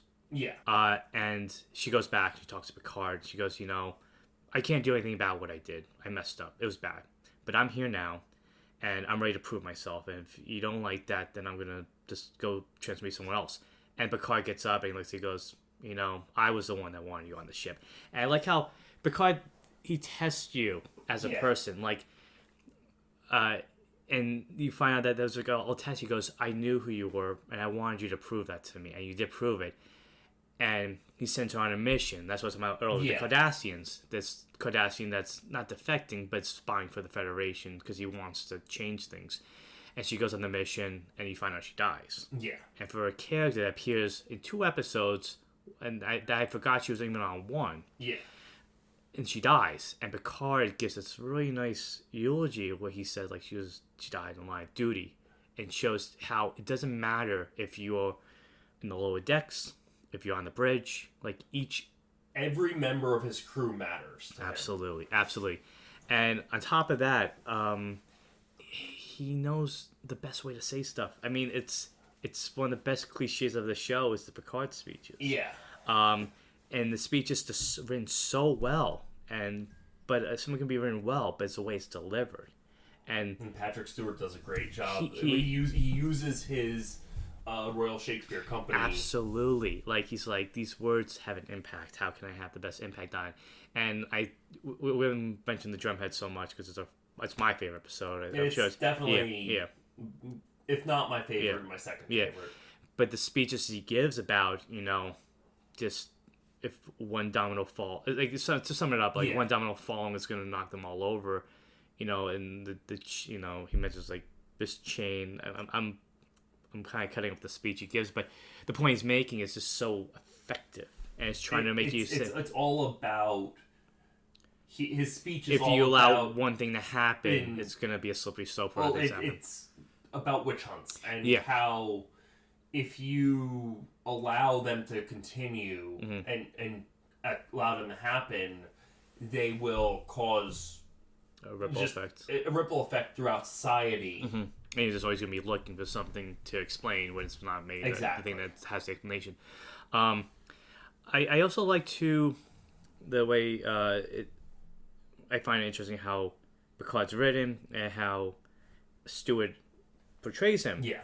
That early on, like, I would still serve under his leadership, but he is a much more rigid captain, and he's very, like, focused on how to get things done. And I like how the show progresses. You get a more well-rounded view of him. And I said this to you multiple times, and talking to people I mentioned multiple times, that to me, the episode that changes that direction was season 6. No, it was season 4, episode 2. Really, I mean, later on, I know you guys talk about, but it was the family episode after Best of Both Worlds. Right, yeah. And I feel like it's interesting because everybody mentions Best of Both Worlds, but I feel like family kind of gets buried under that. Yes. I liked that it was the first time, at least as from my viewing, that you saw Picard open up. You saw him open up, and be vulnerable. You saw him have an emotional reaction to something. Yeah, so basically he goes home, everybody's on shore leave, and he goes to visit his brother in France. And, the brothers fight, they don't really get along. And I really liked, there's one part where they're fighting, it starts raining, they fall in the mud, and they start laughing. And I just really like the way Stewart acts in the scene, because he just, at his laughter turns into sadness Yeah. so easily. And he goes, you don't know what they did to me. Because they know something happened to him. He goes, you don't know they took away everything from me. I had nothing.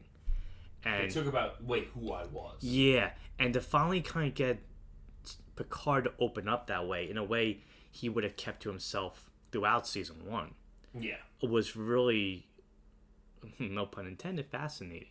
And as the show went on and you got a more sense of him having these different layers to him, it really made him not just a great captain, but one of the best captains. Yeah. I mean, you've heard. What about you? Like, was it a point where you feel like having watched again that you're like, oh, this is where Picard starts to become Picard? I honestly think it happened in season 3. I don't remember exactly the episode. But Is where he met Bash. no. I think it was his first, the one where you see his first love interest, the one that he left. Oh, in Measure of a Man? No, that was a friend. That was a colleague of his, right? That was a colleague. Okay. Talking about the one that he left Star. It was one of the Picard meets an old flame episodes. Oh, I know which one. Yeah. He left her at the cafe and. That's true. Yeah, I forgot about that one. Yeah. Why? Because like to you, it was kind of like him. Like you're getting a more insight to his background. Yeah, you're getting a little more insight into who he is and why he made the decisions he made. That he chose a military career over love, and that he will never be able to find that love. Yeah, and that comes up a lot with him. I find interesting. Like he does meet other love interests. Yeah. That find a way to kind of like pull him away from the life he's been living, but it's almost a case of like, this is the only life I know. If I give that up, what do I have? Like he meets Vash, who to me is kind of like that Dr. Aphra from the Star Wars comics, like this adventurous archaeologist. I like that she was morally gray. Yeah, that's just complete opposite of Picard. Or there was an episode, I forget which one it was, if I didn't write it down, but he falls in love with like the science officer, and the end of it is he's like, oh, I'm so happy you're okay, even though like he had to make a tough decision. And he goes, well, you have a choice because you could just leave Starfleet and just stay with me. And she goes, well, you can leave Starfleet and stay with me. And realizing these are two characters that are pretty much the same. Yeah. They are so stuck in their careers that there's nothing else they would have really if they left it. Like, what would they do? I mean, Picard could play the flute. He does play the flute. I guess we can talk about the 2 episodes. But I don't want to talk about too much detail yet. Yeah. But episodes like The Inner Light, Season 5, Episode 25, and Tapestry, Season 6, Episode 15, like, really, really changed that character. I mean, they're 2 of the best episodes. Not just for Picard, for the whole series. Yeah. I don't know, which one do you want to take one? And then I'll take the other one? But which one would you like to start with? Tapestry. Okay, but again, we're not going to talk about the whole thing. But why does it work for Picard? I just like how it shows that Q isn't like totally. Well, I don't want to talk about Q. I want to talk about Picard. I'm saying like it shows for two reasons. What it does with Q and what for Picard, it shows how it shows his backstory and how he got to where he is and why he is at where he's at. Why he should be where he is in this life. Yeah. For me, I know you like Tapestry a little bit more. I like The Inner Light. I like because in the first season, Picard doesn't like children. No. He's annoyed by them. And there's an episode called Disasters. That was season 5, episode 2, where like he helps help a bunch of kids that they get stuck in the turbo lift. And I feel like, they say that was season 6.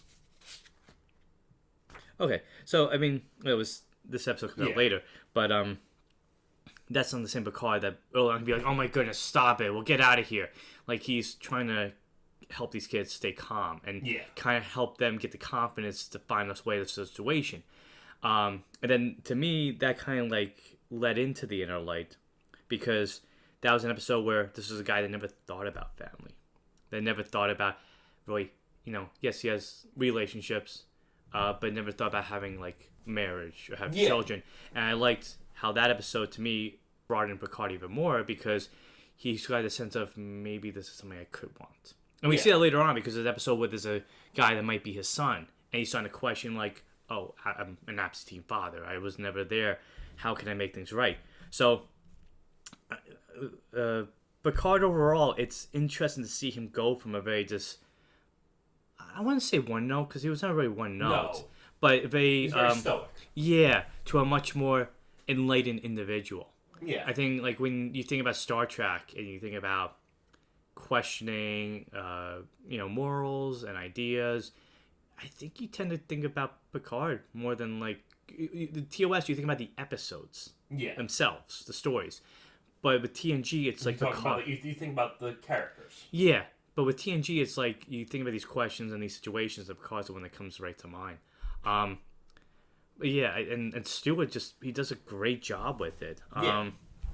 And it's right up there with his Professor X, performances. I mean, was there anything else that you have to add about Picard that you liked, or no? Anything you think about? I also really liked the Inner Light as well. Mm-hmm. And my main reason is it shows it really does show a growth in Picard. Mm-hmm. It's interesting too because like we were saying before about him never being able to escape the life he's been living.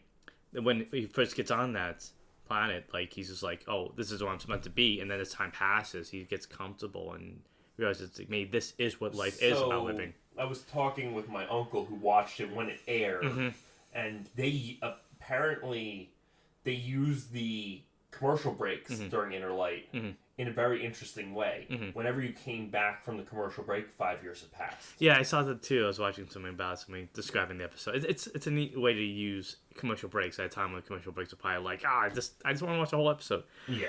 But Picard he's a cool character, and I guess as the show went on, when an episode became about him, especially in the later seasons, like it became much more interesting because it's like, oh, we're gonna learn more about him, or what situation he's gonna find himself trying to fix.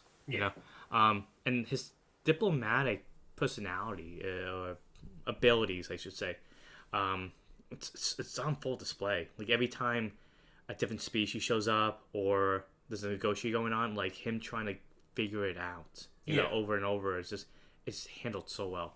Yeah. So I think we've talked pretty much about Picard. Yeah.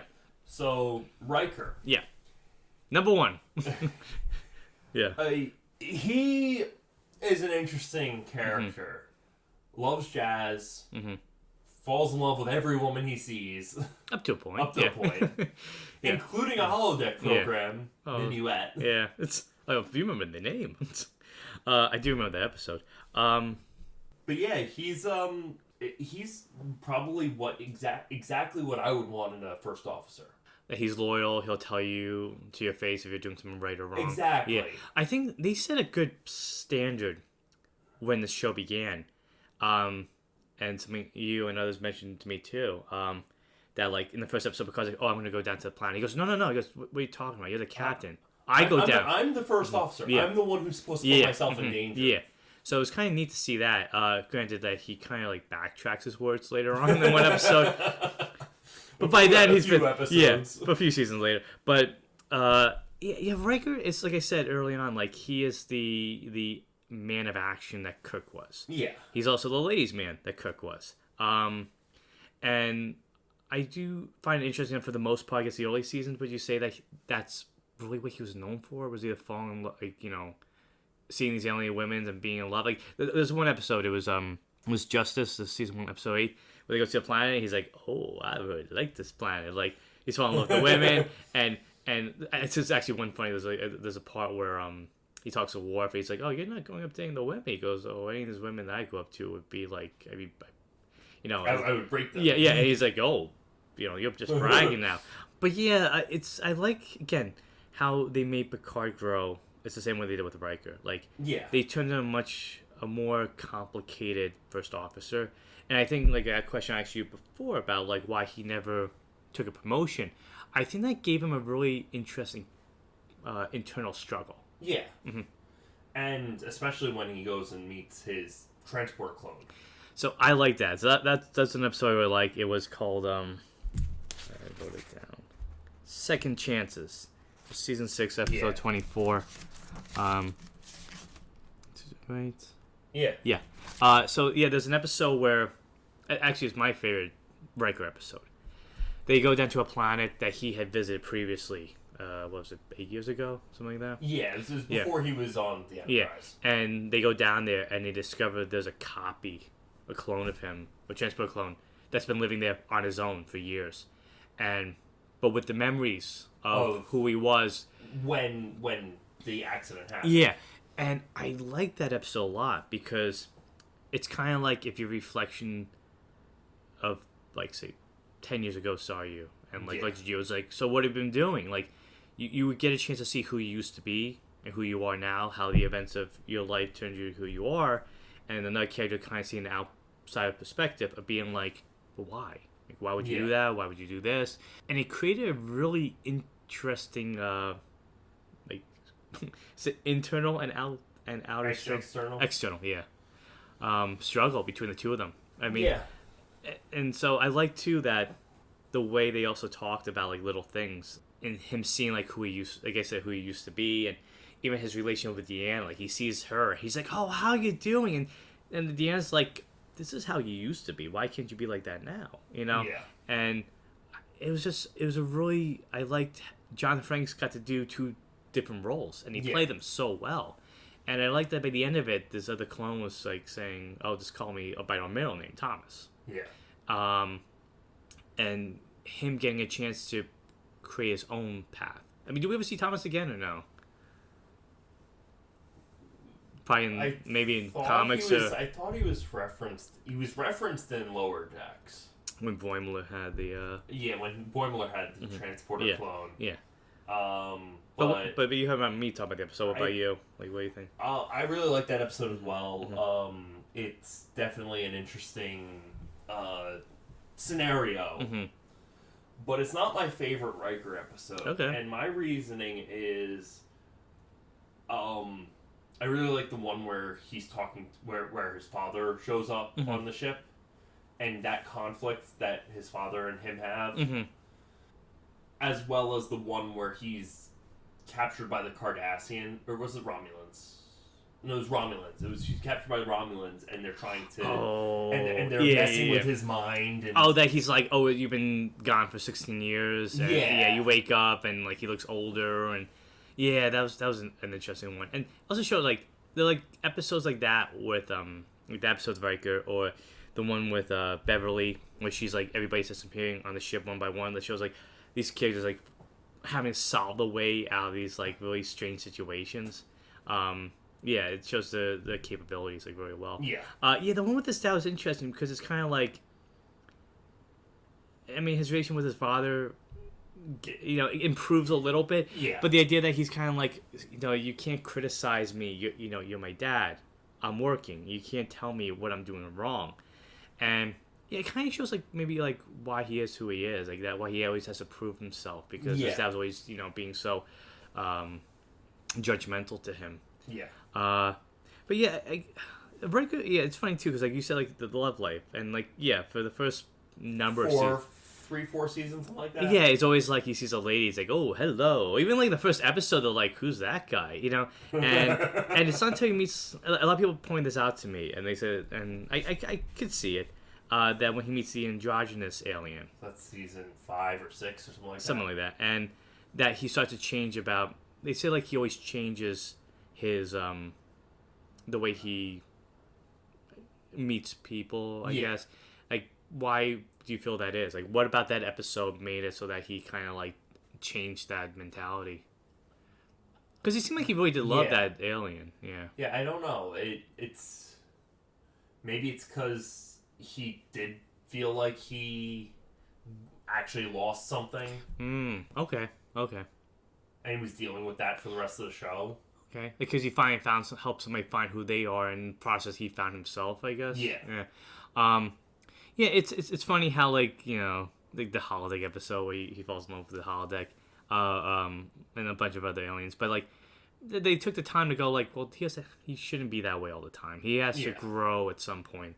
I also like too that when we learn a little bit about Riker's Starfleet history, and so one episode it was the Pegasus. It was season 7, episode 12. Where I liked that episode too, as maybe my below second chances for me, because it's interesting to see Riker, who's so loyal, who's so devoted, willing to help. Was part of the mutiny. Well, not that immunity, but like him having to lie to Picard. Yeah. Like that struggle of like, no, you're a great captain. You're probably one of the best captains I serve under.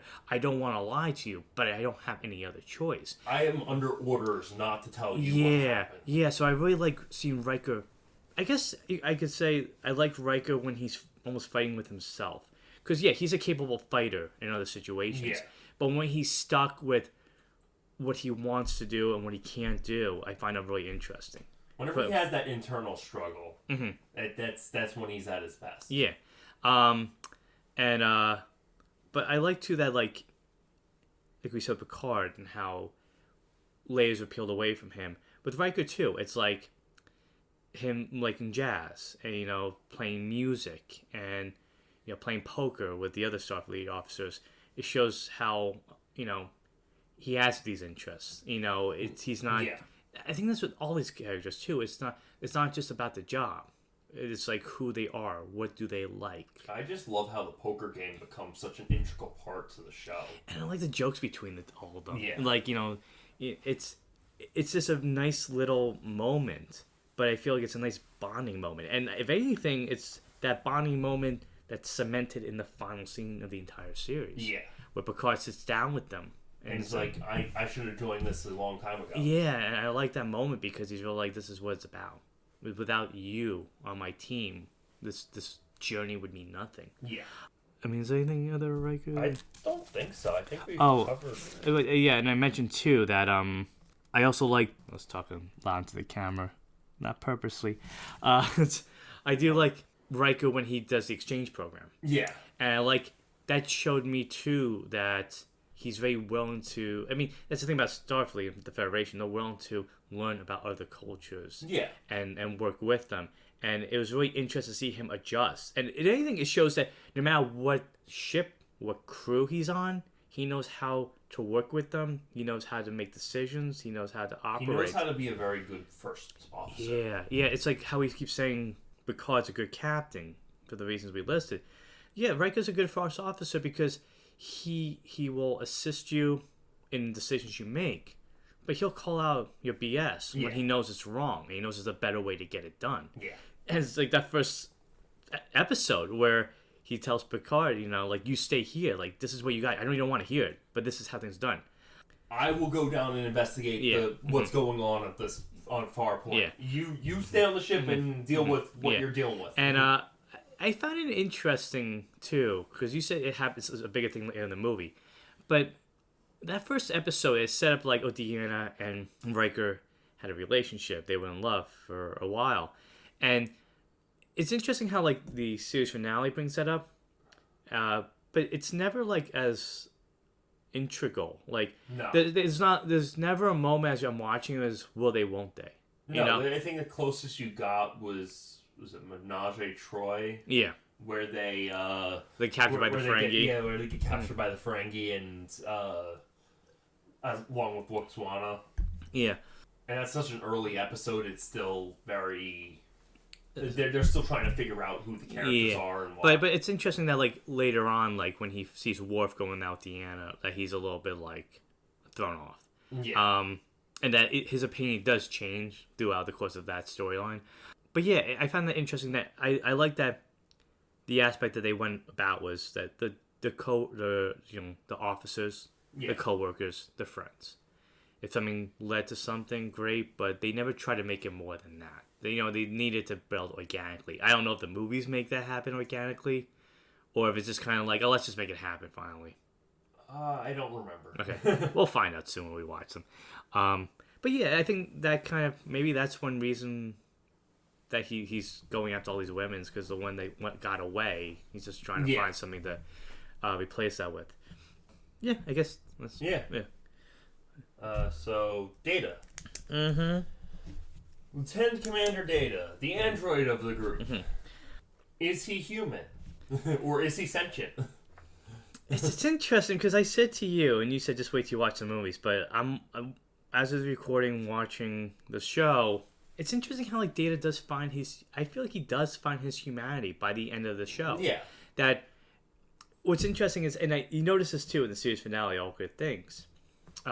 McCarthy season 1 Data, where Miles O'Brien. Yeah. It's like, oh, we gotta burn the midnight oil, and he's like, that wouldn't be advisable on a ship. Like not getting these little, nuances. Yeah.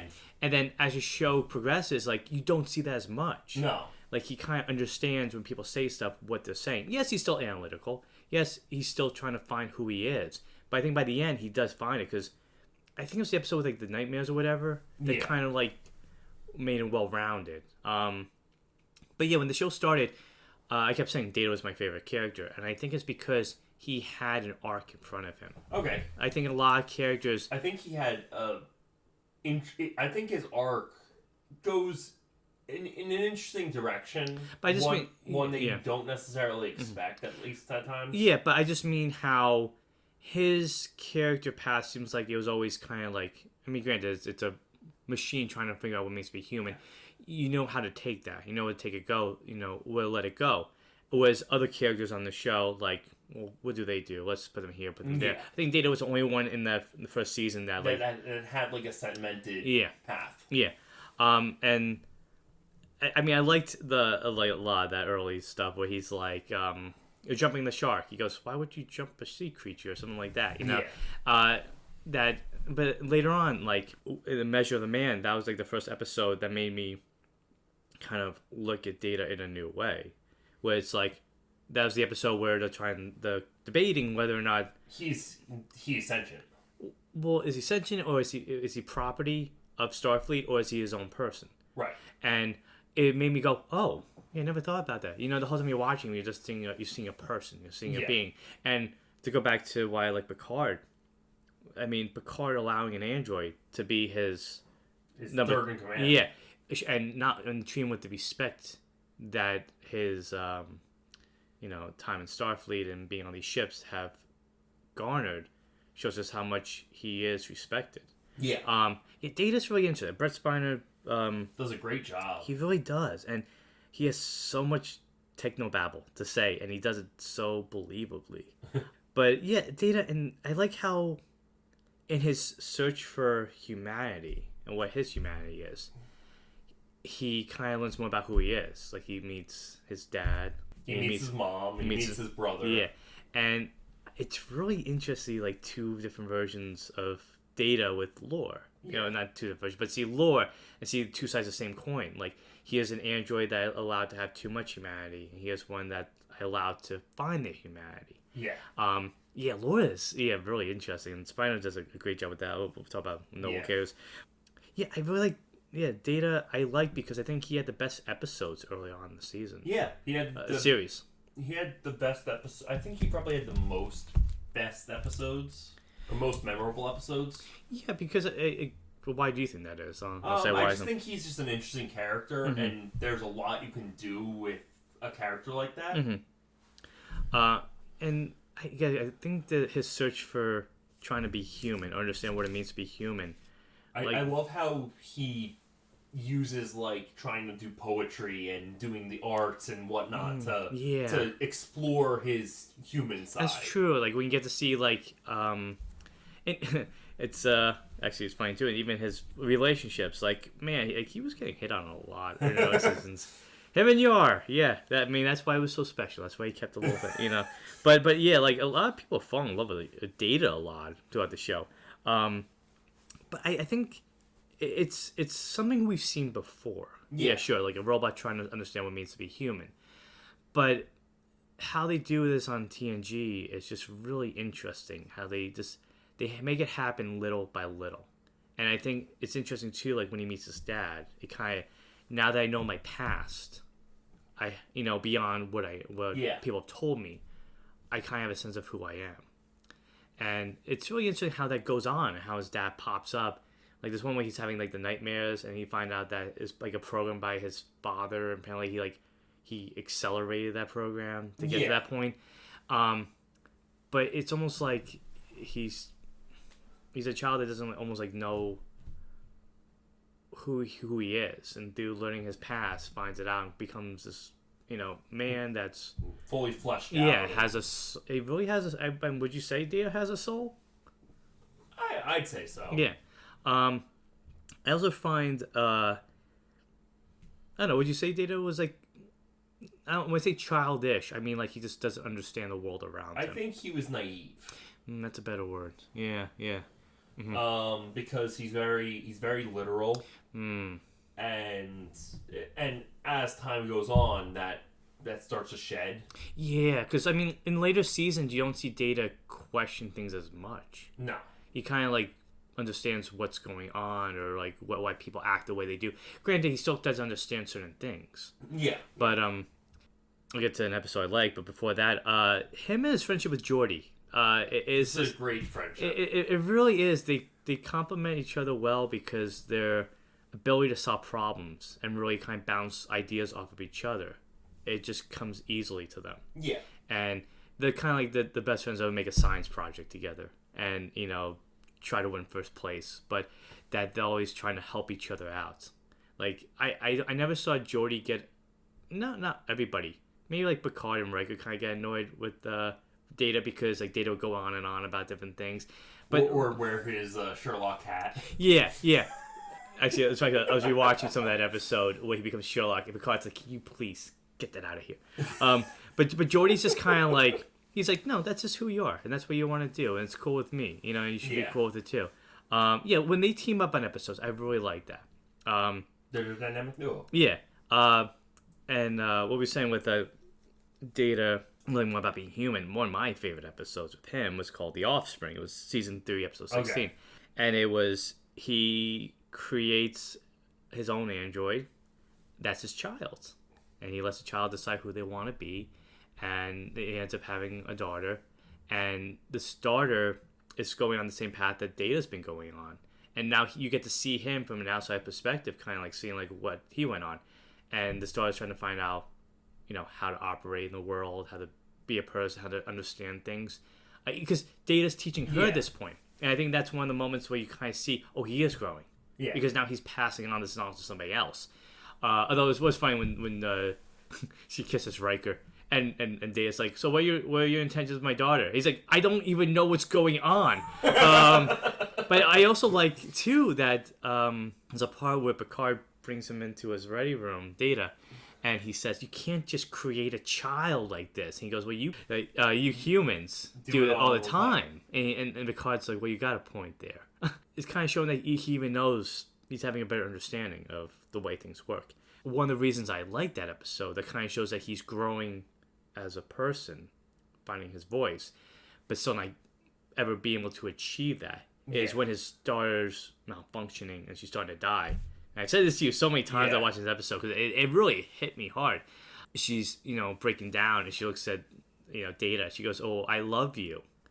And Data just looks at her and says, I wish I knew how that felt. And it's just heartbreaking that he created something, but he can't reciprocate. He can offer that same love, and the thing I think that Brian does so well in that scene is that he Data's stoic. He's very calculating in the way his mannerisms are, and he's just looking at her like it's just an observation, and it's just sad because his words are saying one thing, but his face is saying something else. But you could tell there's something deeper. That he wants to express that he can, and it's so sad. It makes me so sad when I think about that scene. I mean, I remember a lot about Data, but what else do you like about Data? He's just a great character, and he's one of those characters that you could tell what his arc was going to be early on, and his arc gets accomplished in an interesting and unconventional way. Mm-hmm. Like a way you wouldn't expect when it started. Okay. His relation with his brother, his evil twin brother. Yeah. Thunderclap. That's a great relationship. It's really interesting. It's kind of like the would you say Laura's kind of like the sibling that's like, oh, I'm gonna leave home, go on my own, and it keeps coming back and showing up, and just kind of like, what do you need now? Like, how, like, what about the rival? Not, I want to say rivalry, because Data doesn't seem like he has any ill intentions to Lore. I think if anything, he's just very kind of like upset that like his brother is. Yeah, he's very disappointed that his brother decides to be the way he is instead of wanting to try and be more enlightened and deal and almost try to be more human instead of thinking that he's superior to humans. Do you think it's because like they say that he was programmed with too much emotion, that he's like, oh, I know what it's like to be human, and it's nothing great. And then Data's just kind of like, why Singh is, I need to create something that wants to achieve that, because that makes him whole instead of somebody that's already whole. I mean, Lore's did some really horrendous things, like feeding entire colonies to the crystalline entity. Yeah. And it's taking over the Borg, which I really would have loved to have seen that scene somewhere. I mean, it's cool that he took over the Borg. It feels like a good endgame for the character, but I wanted to see that. I know it's a lot of show they say, but it's. I like too that Data never really, like you said, hates Lore. He doesn't hate his brother. No, he's just disappointed. But it's just kind of like always frustrated that he's not willing to accept maybe a different perspective or whatever. He's just like, it needs to be this, or I'm upset that this happened, or, but it's, great job with Spiner, that he can create these very different individuals, despite looking exactly and being the same model. I mean, Brett Spiner, he's, like, there were episodes where he was playing multiple roles. Oh, like the mask one. Well, not just that. I was thinking the one where he's playing like 4 different versions of Data. Yeah, that's the one with the mask. No, the episode with I forget what it was. It was like a time, like a time anomaly thing where he's like on screen like in 3 different places and he's all acting different ways. Okay. Well, not remembering that means that'll be new to me whenever we watch it. But I know what you mean. Yeah, he's able to expand it. Other things too I like about Data was that I'll bring up 2 more episodes. Was that there was one called Hero Worship. It was season 5, episode 11, and he saves this kid who thinks he's responsible for an accident that happened on a ship. Right. And he's trying to bury the trauma, so he sees Data. He goes, oh, he doesn't feel anything. I'm going to be just like him. And Data kind of questioning, like, you can try to be me, but, it's not going to solve your problems. Yeah. I mean, good, Deanna helps with that a little bit. But just that a lot of people, it's weird how they look up to Data at times, I would say. You know? But the other one, too, was... it was called In Theory. It was season 4, episode 25, where there's an officer that, like, she's getting over a bad relationship, and she sees Data, and she's like, oh, you're so great. And she goes, I wish, why don't we try making this happen? And Data's kind of, like, trying to become what she wants him to be, even though it can't happen. Yeah. And then her realizing. So it's always interesting to see Data in these almost, like, social situations. Yeah. Where he has to kind of, like, figure things out, and hence why... I feel like different scenarios like that allow him to grow. Yeah. And become a better, more whole individual. Yeah. I guess we can move on to Geordi. Okay. Geordi is an interesting one. Mm-hmm. He doesn't really get a ton of character development. Yeah. And I partially I think it's the writer's fault. They didn't know what to do with him. I mean, when you look at Geordi, like, he's the problem solver. He's the engineer. Yeah. Like, I guess it's hard to put him in situations where he's the main focus all the time. Because I guess most of the time, would you say that he's just called upon, oh, fix this, solve this, go here, go there? Yeah. I think the most interesting use of his character was when he was brainwashed by... Yeah, the maturing episode. Yeah. That was interesting. One I liked was... It was the identity crisis one. Okay, yeah. And where I like that. So that one, he's starting to discover that other people years ago on another ship, are starting to like disappear and act irrationally, and it kind of mutating. Right. They've been infected with some virus. I like that because for two things. I liked it was a problem that something Geordi wasn't equipped to solve, and he had to solve it because Right. this is something biological versus technical. I also like too that you got a little bit more of his backstory of like him on another ship and his career history. The only other episode you get a backstory for him is when you meet his mother. Yeah. Well, his mother, quote unquote. And the VR mom. Yeah. But yeah, I like that one too because it's kind of like something I didn't think about. Like, oh yeah, you could go on these missions with Starfleet, but would you ever bring something back with you that you never knew about? I thought that was kind of interesting. Yeah, it's weird because Geordi has like standout moments. Like there's the one where him and the Romulan have to work together to get off the planet. Yeah, thought that was really good. But a lot of times, I mean, I'll let you take it over here. But I think they just didn't know what to do with his character, for most part. I mean, so a lot of times it felt like with Geordi, and again, I'll preface this by whatever. Preface. Thank you. LeVar Burton does a great job playing Geordi. Yeah. He makes the character very fun and interesting. It's just we said before when we were doing an overview. It's just like the material just never allowed him to actually.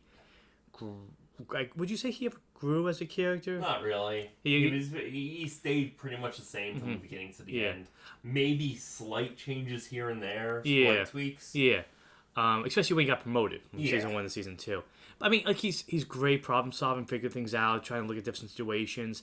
And I like how at times they address his blindness and there's one good moment I liked, and I think it was season 1 when Riker gets the powers of Q.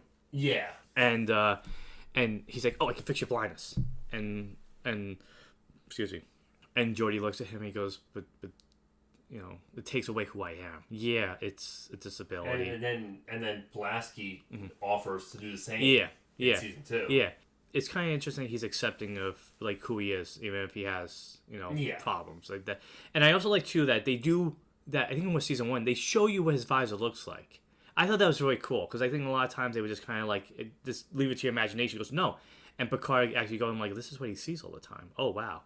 I think the thing with Geordi, and you said it when we were watching the show, they tend to fall back on him like always falling in love and being very kind of disastrous. Yeah. Or trying to achieve... Being a very awkwardly,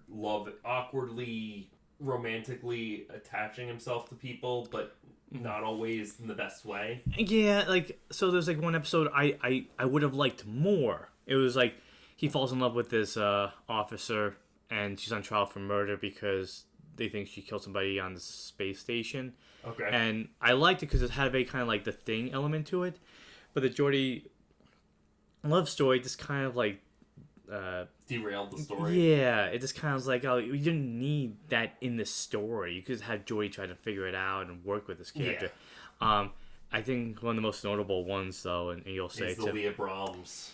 Yeah, so like basically, there's an episode where they're trying to find a solution. So he creates a holodeck version of the scientist who created the engines. The engines. Yeah, it was the engines, the Enterprise. She did the engines. Yeah, and or the warp. And he creates like a fantasy version of her, and he falls in love with her. At least he gets attached, I'll say. Yeah. And then that actual scientist comes onto the ship. And finds the program, and it's disastrous. And she's just kind of like, "This is creepy," Yeah. And so up to that point, they butted heads, but they were starting to get along. Yeah. But it just, in a way, it's kind of like I think it's I can't be. It's so weird to say. Like, it's hard to justify. It's just awkward. Yeah. But like in a way, you get like Geordi just kind of like, well, here's something that kind of gives me hope, even if it's a fantasy. But what makes it worse is that she apologized to him. Yeah, that's the one thing about the episode that I'm just kind of like I don't agree with at all, because she's like, "Oh, I'm sorry, I reacted the way I did." No, you were justified. Yeah, you're like, no, he created a version of you that was ideal to him. That's not you. It's just strange, and now you have to kind of like fix this problem. I mean. Granted, the program does help them solve the problem. Yeah, but it's just kind of like that initial reaction of like, what's wrong with you? Like, you can't just make a person and, do whatever you... Granted, I think for the most part, Geordi was just using her to talk or whatever, but it's odd. It creates a very strange situation that kind of like, it's just in line with his failed romances. Yeah. But yeah, I like Geordi. I like his character. I just wish he had more to do. Like, there's like other, a lot of the other characters have an arc they go on, and I feel like Geordi never really got the opportunity to have any sort of path be presented to him. Like, he was always just there solving the problems, but where was that supposed to lead? Where was it supposed to go? Yeah. Do you want to go? So Troy. Yeah. She's a very interesting character. Mm-hmm. She also doesn't have a ton to do. She has more to do than Geordi does, because her mother pops up on the ship from here. Yeah, it's one of the cases where like, maybe the family on the Enterprise isn't the great thing. But she's like an ambassador. So she's the counselor of the ship, and she's very much there just to be like, okay, this person's lying, or this person's not telling us the whole truth, or this person believes what they're saying. Yeah, that was the thing that, like, when the show started, I kept saying to you a lot of times, I'm like, what is she there for? Like, what is she doing? Like, I didn't really get it. And then you kind of explain, like, oh, she's an empath. So and then once I got an idea of, like, what her role was, it's like, oh, I'm here to tell you if this person's lying, if they're being honest, if they're hiding something. Like, I can't tell exactly what they're thinking, but I can tell you what they're feeling to help you give a judgment. I would say... she's definitely useful on a ship, especially with families. Yeah, because I like at times that you see her in her counselor's office. Yeah. That she's there, that she's counseling people a lot. And she's helping them process different feelings. One of my favorite episodes with her was when the kid loses his mother, and she's counseling him and being like... That was one with, like, Worf, like... Yes. Yeah, I like that where she's trying to, tell him how he's feeling, and he's just going through emotion. I like that episode, too, because it shows the cost of being on Starfleet and having family on Starfleet. Because there's a part at the end where Picard has Wesley come up into the room to talk because the kid's been very quiet, and he's like not really saying what he feels. And he says to Picard, says to Wesley, like, oh, when I told you your father died, like, how'd you feel? He goes, I just said, I said, he goes, no, what did you feel? He goes, I hated you. He goes, I wanted you to die instead of my dad. Yeah. And then that allowed the kid to kind of actually say what he felt when he looked at Worf. Again, it was a nice, that scene has a good emotional punch where he looks at Worf. He goes, why were you the one to survive and not my mom? Yeah. So yeah, she's and then Worf brings him into the holodeck for the ceremony to honor her, and we never see him again. He never hangs out with Alexander. I'm sure he's on the ship. No, actually, I think he got family, or whatever. Yeah, he got sent to family. Yeah. But he at least knew that he had family in Worf. Yeah. But Deanna, I like how. It's funny. She sometimes gets the same stories that Geordi did, where she meets an alien, she falls in love. But I feel like there's more weight to those. They have weird turns. Like there's one where she meets another empath. Yeah. And she's like conflicted because he's trying to negotiate a wormhole deal. Side note: I do like that episode when Geordi and Data go through the wormhole. Yeah. And the Ferengi follow them, and they realize that it opens up in one spot and closes in another, and they're like telling them, "Oh, you gotta get out here. Like, we don't want to listen to you," and they go away and it disappears. And both Ferengi are like, "What?" And Picard saying, "Oh, you can find them again in 80 light years." Yeah. But I like that when she has relationships or she falls in love, there's more of a conflict that arises. Like there's one where she falls in love with this guy that's from a perfect society, nobody has any perfections, and she's like, questioning, is this really a good thing? Yeah, and she does, kind of fall in love, and she kind of tells that to Picard that she kind of like overstepped, the officer's duty, I guess you could say. But what I like too is that everybody always says that season 2 is when it grew a beard because Picard grew. Riker. Picard grew a beard in season 7. Yeah, so I wasn't not wrong there. But Riker grows a beard in season 2, and then people said that's when the show finally found its footing. I also noticed too that Deanna let her hair down. Yeah. So I also feel like it's a show that it grew its beard. It also lets her, because it could be who it wanted to be finally after figuring out going forward. I find it interesting that like when the show began, they tried to make Deanna kind of look extraterrestrial. You'll say the way that they had her hair up and they had all these the beads on her head, and that she was trying to be like more like Bays always look like this. And now by the end of the show she feels more humanoid. Yeah, that they're not like she's a person. We don't have to make her an alien. She's an alien that looks like a person. We don't have to try to make it more than that.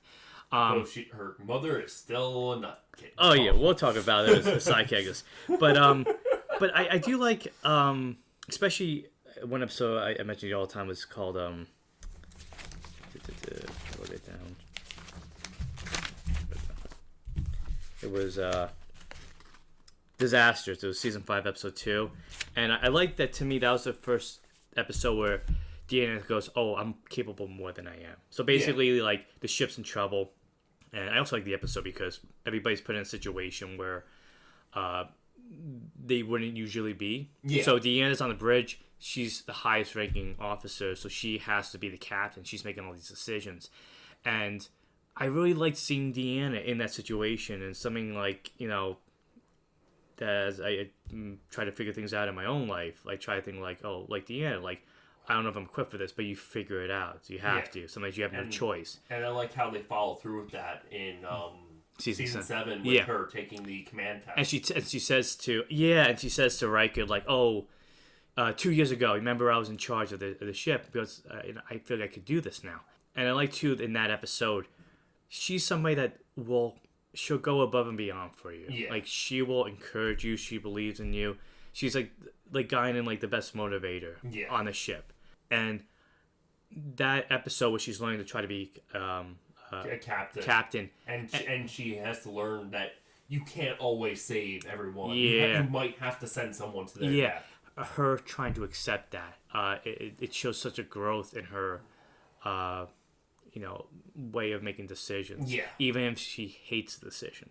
But like I said, Deanna was a character that I had to kind of figure out as it went on. Like she was just kind of there to say, this person's saying this person's that.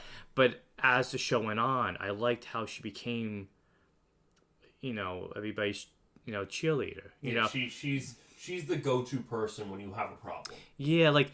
I like a lot of times, we'll talk about this character, Barclay. Yeah. Who I sometimes identify more than any other character on Star Trek, but that she says to him what he needs to know and what he may already know. Yeah. It's weird, because like she kind of like talks the same way maybe Picard does, but in just maybe his is very kind of like diplomatic, hers is very personal. Yes. And... yeah, she's just a really... she's like I said, the cheerleader. She's the best friend you want to have because she'll make you calm. She'll help you figure things out. And I mean, we already talked about her and Riker, but it's interesting to see like later on when she does go out with Worf, that it's almost like she's ready to kind of move on. I know that relationship came out of nowhere. Well, not nowhere. I don't. But, but it's pretty close to nowhere. Yeah, but it's it did spin out of one of my favorite Worf episodes. Yeah, but I get why maybe she would try that too. Yeah. But we were saying too, like I like too with Deanna that. More than a lot of characters, we saw a little bit with Riker. We saw a little bit with the other characters. But we see it the most with her as her actual family relationships. Yeah. Her mother, Lwaxana, always shows up all the time. It's kind of it's funny. She like shows at least once a season. Yeah, but she shows up and she talks about why don't you marry yet? This or that. This is a good guy. Let me set you over this and that. And it's funny how like. It's a parent not realizing, my child has a job, and I'm kind of like messing it up right now. But it's a parent being a parent. Yeah. But her relationship also trying to get with Picard. Oh, we'll talk about that when we talk about Lysana. Yeah. But the relation they have with each other, it's interesting because it's very complicated. Because her and her mom can talk telepathically, and she's always trying to talk, verbally. And she's like, her mom's trying to turn her like, oh, this is who you are. She goes, yeah, but that's not who I am all the time. I have to be other people. Also, we're in public. We should be talking. Out loud. Yeah. So I like that. The mother-daughter relationship they have, because it's very kind of like it's wacky, it's silly, but they do care for each other. Yeah, and she's there for her. And even shows in the dark page with that dark. Oh, I mean, do you want to talk about that now? Or do you want to talk about with Lysana? I think it's as much a Troy episode as a Lwaxana. Yeah, so I mean, we'll bring it back and talk about Lysana, but yeah, Troy discovering that she had a sister. Yeah. That died because she drowned. Yeah. Because they weren't watching her. Like, for her to kind of like, maybe that's why she always was around her daughter so much. It's because she lost one. But for Deanna to discover later on, and so the moments on the show where like it brings a tear to your eye, but it kind of like is a heartwarming feeling. And this episode is kind of a bit of both. Yeah. Because she's like, oh, I'd like to know more about my sister. Yeah. So it's her. She knows the best. I mean, she's an empath. She knows how to deal with emotions. I love how she gets character development even in season 7. Yeah. She has a few. She gets character development throughout the show, but she gets a lot in season 7. Yeah, I mean, I would say her, and I would say like Guinan is kind of like the brain of the operation. She'll tell you exactly what you need to know and know how to say it. I feel like Deanna's she is the heart. She is the spirit of the Enterprise. She's there to kind of, again, motivate you, encourage you in a very, in the friendly way. And in a way a counselor should. Yeah. And so she does live up to a title very well. Is there anything else you want to say there? No, I think we've covered everything with Troy. Okay. Now Worf. Let me use the bathroom real quick. Okay, let me pause it. Okay, so now on to Worf. I'll let you go start with Worf. So Worf is an interesting character because he gets some interesting development. He starts off very just one note in season 1 and 2. It's not really until... Do you think it's like oh, he's a Klingon on the ship, that's the most interesting about him? It's not really until his ex shows up. Well, I would say before that, something I liked. It was I wrote down. It was called Heart of Glory. It was season 1, episode 20. That was an episode where some Klingons come on board, right? And they're like, "Oh, you're a Starfleet officer. Why were you Starfleet?" Like, it's him. He's always been a man of two worlds. Yeah. I mean, actually, yeah, two worlds. Two. Yeah, and this is the first time he's interacted with other Klingons and get a better sense of who he is. It's like somebody he's a Klingon raised by humans. Yeah, and it shows. He's somebody that like had to kind of study what it meant to be a Klingon, but never got a chance to actually live like a Klingon. Yeah, and so I would say that to me that was like the first episode where like we're trying to get more character perspective. But then when his ex shows up, Kaylar. Yeah, she's an interesting character. I wish she'd been around for a lot longer than she was. Yeah, I like the actress who played her. Yeah. But yeah, she adds an even bigger wrench into his whole identity.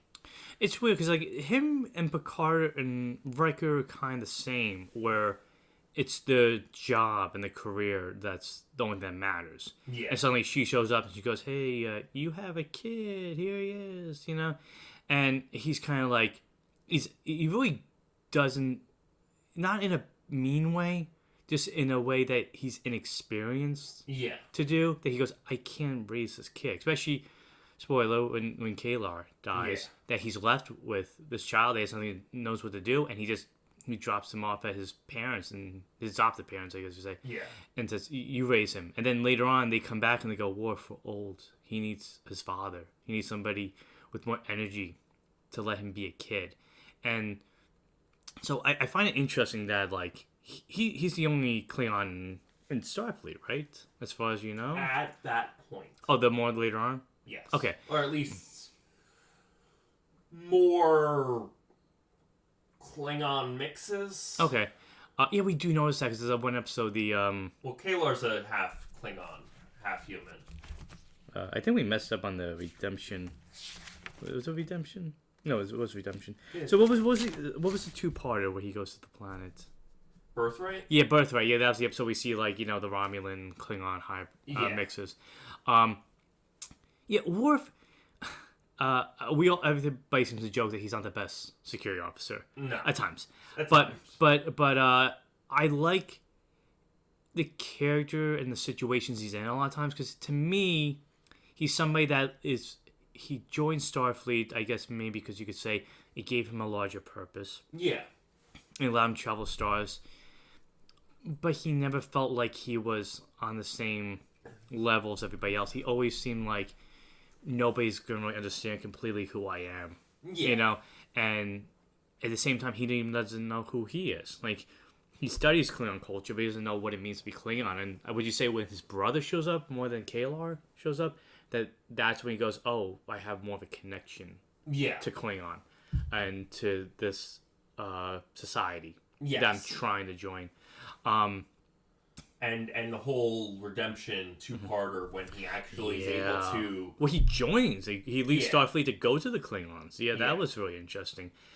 He finally... And that's a weird thing. Like, he finally kind of got what he wanted. Yeah. But, like, once he got there, he realized, well, this isn't what I'm meant to be. Yeah. And I think part of that is his upbringing on Earth. Yeah. But he's an interesting character, and he's got a lot of great episodes. And he's got a lot of not so great episodes. Like, one of my favorites of his is actually in season 7 when he's hopping around the multiverse and he's seeing different versions of his life, and it's such a... He has to figure out what the problem is. But you think that it's the same thing that Riker faced, where he's kind of like dealing with like possibilities of what he could be or what he could have been? You find that being the same dilemma? Yeah, maybe a little bit. Yeah, I also like how I feel like people don't sometimes know how to react around Worf or how to really talk to Worf. Yeah. Maybe that's why it's interesting later on when Deanna is the first person to kind of get through to him. Yeah. But he likes to fight. Cheesy fights. That's the best thing about Star Trek. But I mean, when Worf takes over for Yar, do you feel like that's when like the character that we know kind of takes shape? I think it's a little bit later than that. I think he starts to form there, but as I said, I don't really think it's until Kalar shows up when his actual character starts to solidify. And why is that? He doesn't really have that inner struggle up until that point. And more responsibilities, I guess. Well, not even the more responsibilities. It's because when she first shows up, she doesn't tell him about Alexander. She shows up and he goes, "Hey, look at this." Well, she shows up the second time and tells her about Alexander. But first time she shows up, she's on a mission. She's in a pod, and they need to ferry her to the Klingon Empire because she's got some information or something like that to get there. And she is the one who's like, "Look, I'm half human and half Klingon. I understand where you're coming from, being a Klingon raised by humans." It's the inverse. Like, they are in the same type of position, because, like you said, she has human tendencies even though she's Klingon, and they have a Klingon who's trying to give it human tendencies that just never really latched onto it. Exactly. And I guess you could say Alexander is, the combination of that, that he represents the duality of both parents. Yeah, both worlds. Yeah, and it's one episode I really like. My favorite episode. I'm going to talk about it in more detail. Yeah. Because there's a lot of, like, social dilemmas moral dilemmas in that episode, but it's ethics. It was ethical dilemmas. it was literally ethics was season 5, episode 16, and basically the barrel episode. Yeah, I know people make fun of it. I'm joking. Yeah, I know. I know. I like that episode a lot. Yeah, too. I like it because it forces everybody else in Starfleet to try to accept Worf's culture for the first time. Yeah. So basically, Worf is paralyzed, and he's saying how if a Klingon gets paralyzed and they can't fight, they're not really worthy, and they're allowed to take their own life if they need to, and they have to find somebody that will do it for them. Yeah. And he chooses Riker, and Riker's like, I can't, dude, this is crazy. You can't just kill somebody. And Picard says, you don't understand. He goes, this is his culture, and this is what Starfleet is about. It's about, accepting. You may not agree with it because you don't see it from your viewpoint, but this is what he believes. And it's interesting to see, all the time he's studied his culture, that he's trying to find out who he is. Like, this almost just feels like a culmination of, like, this is, now I feel like a Klingon in a weird way. But I like that episode a lot because it also shows a growth to Worf, because Worf is very defiant. He's like, I don't need your help. I can do it. I need help to do this, but I'll get it done myself. Yeah. And this was the first time I because he actually needed help. Well, it's especially at the end, and I think this brings him and Alexander closer together, because at the end of it, he's in rehabilitation and therapy, physical therapy, and Deanna's watching him, and with Alexander, and he kind of stumbles. And Alexander he runs to help him, and Deanna holds him back. I'm like, no, your dad doesn't need help. And Worf looks, he goes, no, it's fine. And to me, kind of like the scene in Family with Picard, it's the first time Worf's like opening up. A layer's been peeled away. So yeah, we joke about Worf because he gets knocked down a lot, but he gets up again. Yeah. But we said that with other characters, like, he does seem to have an arc going. It was like trying to find his place in Starfleet, even though he wants to be among the Klingons. And once he gets that, realizing this is where I always kind of need to be to begin with. And also, like, I don't know. There was one episode, it was the Birthright episode, where he's like, he feels like these Klingons have lost their way. So he's trying to teach them. Yeah, I mean, do you feel like he's interfering in their culture, or is it kind of like they've been forced to live a certain life, and he's kind of like, this was me too, and I feel like you have the right to find out who you are? I think it's more the second than the first. I mean, yes, he is interfering in their new culture because they are part Romulan. I mean, also cut off from the rest of society for a reason. They don't want them to know. They don't want society to know because they don't want the Klingons or Romulans to fight. Yeah, they want, because the Klingons and Romulans were at war for years, and they were like, well, this was we came to a peace at this on this planet, and we don't want to be a part of any wars. But at the same time, you get Worf's meaning where he goes, but you deserve to know who you are, and you deserve what it means to, like, because I liked him telling them about the Klingon myths. And I also like, too, that the episode where how his faith is very important to him. Yeah. And that they thought that the leader of the Klingons came back, and it kind of challenges his belief system. That was very much a Jesus metaphor. Yeah, absolutely. But finding out that it was just like a ploy to kind of get these certain people in charge of Klingon politics and power. But yeah, Worf, at times when you watch it, you're like, oh, he feels like all he's doing is this or that. But like when he gets good episodes, he gets really good episodes.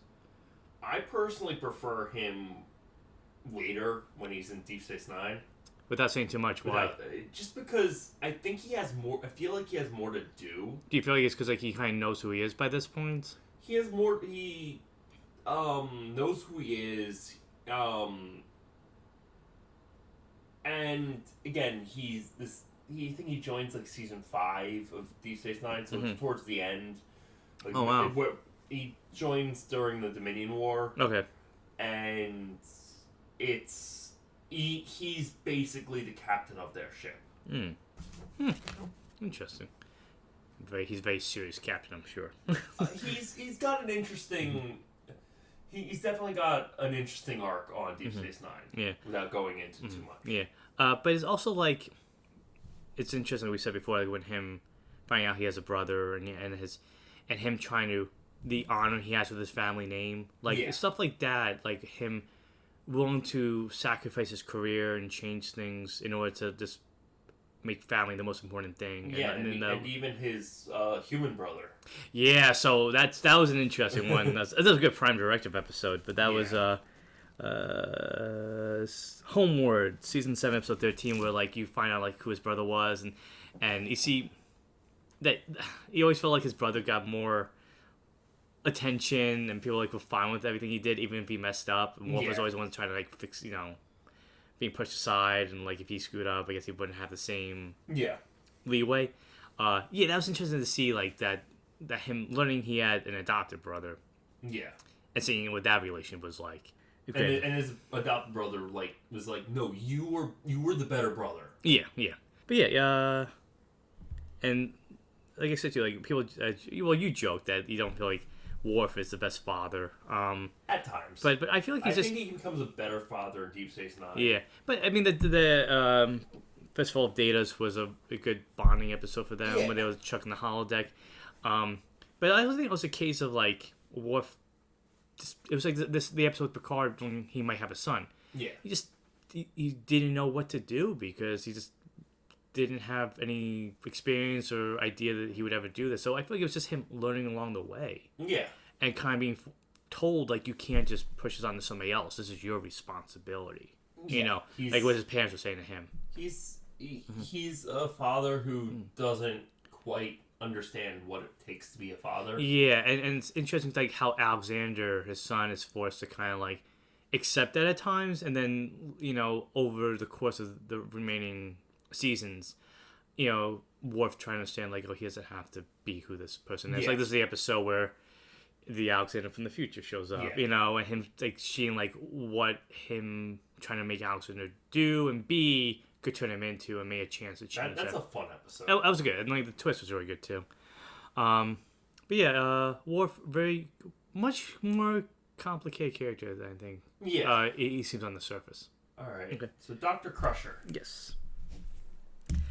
A lot, not too much to say about Crusher, but I mean, she's for like the first 3 seasons, she's a mother. Yeah, and not a super competent. I mean, she's a competent doctor, but like compared to Pulaski and some other people, she seems to be not bad, but just she doesn't seem to have the same skill set at times.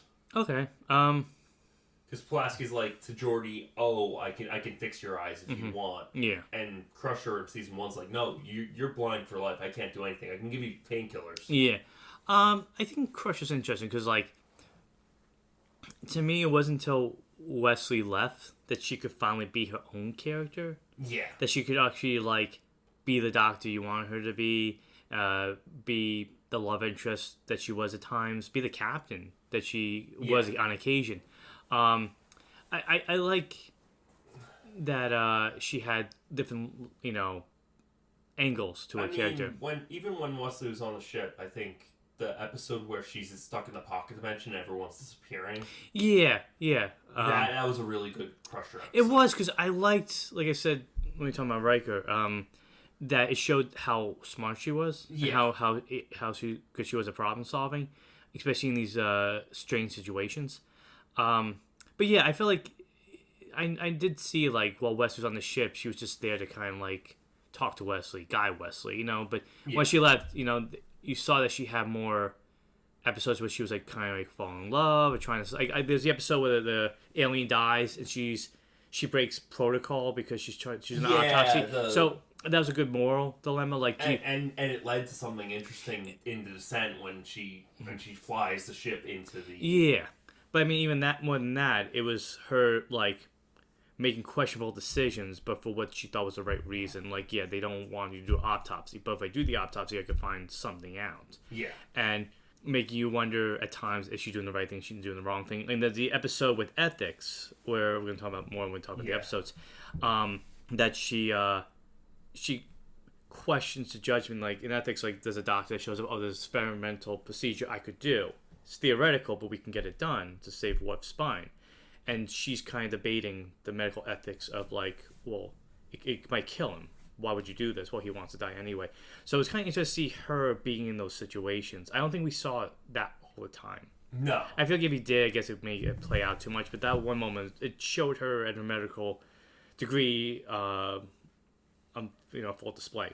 And then I liked her as captain. Like I said before, like she's more commanding than you would think that she would be. She's very, and she's willing to listen to the officer she has on yes, the bridge. absolutely. Like, if she doesn't know what to do, she'll ask, like, what do you think we should do? But yeah, in terms of being a doctor, I think she, like Bones, is very good at going in and trying to solve a problem. She does find the solutions to stuff, and she does kind of like follow the clues along the way. I mean, like the episode where everyone's devolving, she gets taken off the board real quick. Yeah, I thought that was very interesting. Yeah, that without the doctor, what happens? But to be fair, she was the reason the thing happened in the first place. She was trying to help Barclay, Even she was like, oh, she goes, this is she at the end, like, oh, he goes, I caused it? Like, well, we kind of both caused it. No, you were the reason. You were the reason, Crusher. Yeah. But in addition to that, I also liked, I feel like there was more a will they, won't they with Crusher and Picard. Yeah. And I thought that was handled pretty well, because the episode, I think, was Liaisons. I think that was the one Liaisons? where Liaisons, yeah. I can't pronounce some things correctly. And they're forced to be together, and they're sharing like a mental connection. Right. So they can read each other's minds. Yeah, I thought that was interesting with that like her and Picard could finally come to terms with like that he had feelings for her. Yeah. And that when the husband died, how conflicted he was. I thought it made that relationship go to the next step and kind of like offer some closure to that question of like will anything ever happen with both of them. But overall, like, I felt like Beverly became a competent doctor, but she became a better character when she didn't have to worry about Wesley all the time. Like she could fall in love with a ghost, So as ridiculous as that episode was, I do have to say, like other episodes, to get a little bit more insight into her family history was interesting, at least. So I like that they took the time to do that. Yeah. Is there anything else about Dr. Beverly? Or no. Well, actually, I will say, too, like, in the end of All Good Things, to see her as captain. Oh, yeah. And being a very strong captain. And the fact that she was married to Picard at one that point. was interesting. That didn't work out. Yeah. But that she kept the name and made part of her kind of a way of hoping that something would change. But, yeah, she's a much more competent character than, I wonder what your thoughts will be when you see Picard Season 3 and her coming back. Like many people, I'm gonna have made mixed feelings about Picard as a series. I'm going in saying that now. I'm sure you'll have mixed feelings about seasons 1 and 2, but I think you'll really enjoy season 3. All right, you want to move on? Yeah. Okay. All right, and finally, Wesley Crusher. Do you want to go first, or do you have a question for me about Wesley? I have one question. Okay. For you. Okay. His character arc, specifically regarding how the Traveler enters into it all. How do you think that played out? Like, do you think he did a good job with laying the seeds for everything? I didn't mind it. I know a lot of people feel like Wesley's annoying. Watching it, I just felt like he was... It's like a super fan getting to visit the movie set and get to be a part of the production that they're a fan of. Right. Like, he's just an over ambitious, very excited kid that just wants to be, that wants to show that he's competent. That he's competent. That he's able to do this stuff. I'm granted he doesn't make some annoying ways at times. I mean, I do find it funny that Picard's always like, get off the bridge in season 1 a lot. Like, what's he doing on the ship? And he is like while he's on the ship, he's the cause of like half the problems that he Well, solves. well, the nanites was definitely his fault. In that one episode that's destroying the ship. But I always saw Wesley as just somebody that was always trying to prove themselves to everybody else. Like, it's established early on that he's a genius and he's meant for bigger things. And later on we find out why. But, yeah, like any kid, as you're trying to work, maybe you're getting annoyed by them. But he does offer solutions and does help. Yeah. Mainly, it does kind of show off at times. Maybe that's why people don't like him. But I would say once he's forced to go to Starfleet, that's when the character finally grows up. Yeah. When he's forced to be in a very difficult situation where he's trying to hide that him and some other cadets caused the death of this one cadet. Yeah. And the hiding and the lying. And in the end, he does the right thing by, speaking the truth and doing what Picard wanted him to do.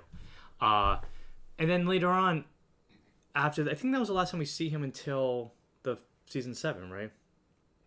We don't see him before. Well, he does show up for shortly. Oh, that stupid video game thing where he falls in love. The video game one. Yeah. He shows up a couple of times, but it's mostly so few and far between until his final episode. Yeah, and I like that final episode because. So, spoiler alert for you and for anybody who hasn't seen The Bear season 4. But the end of that show, that season.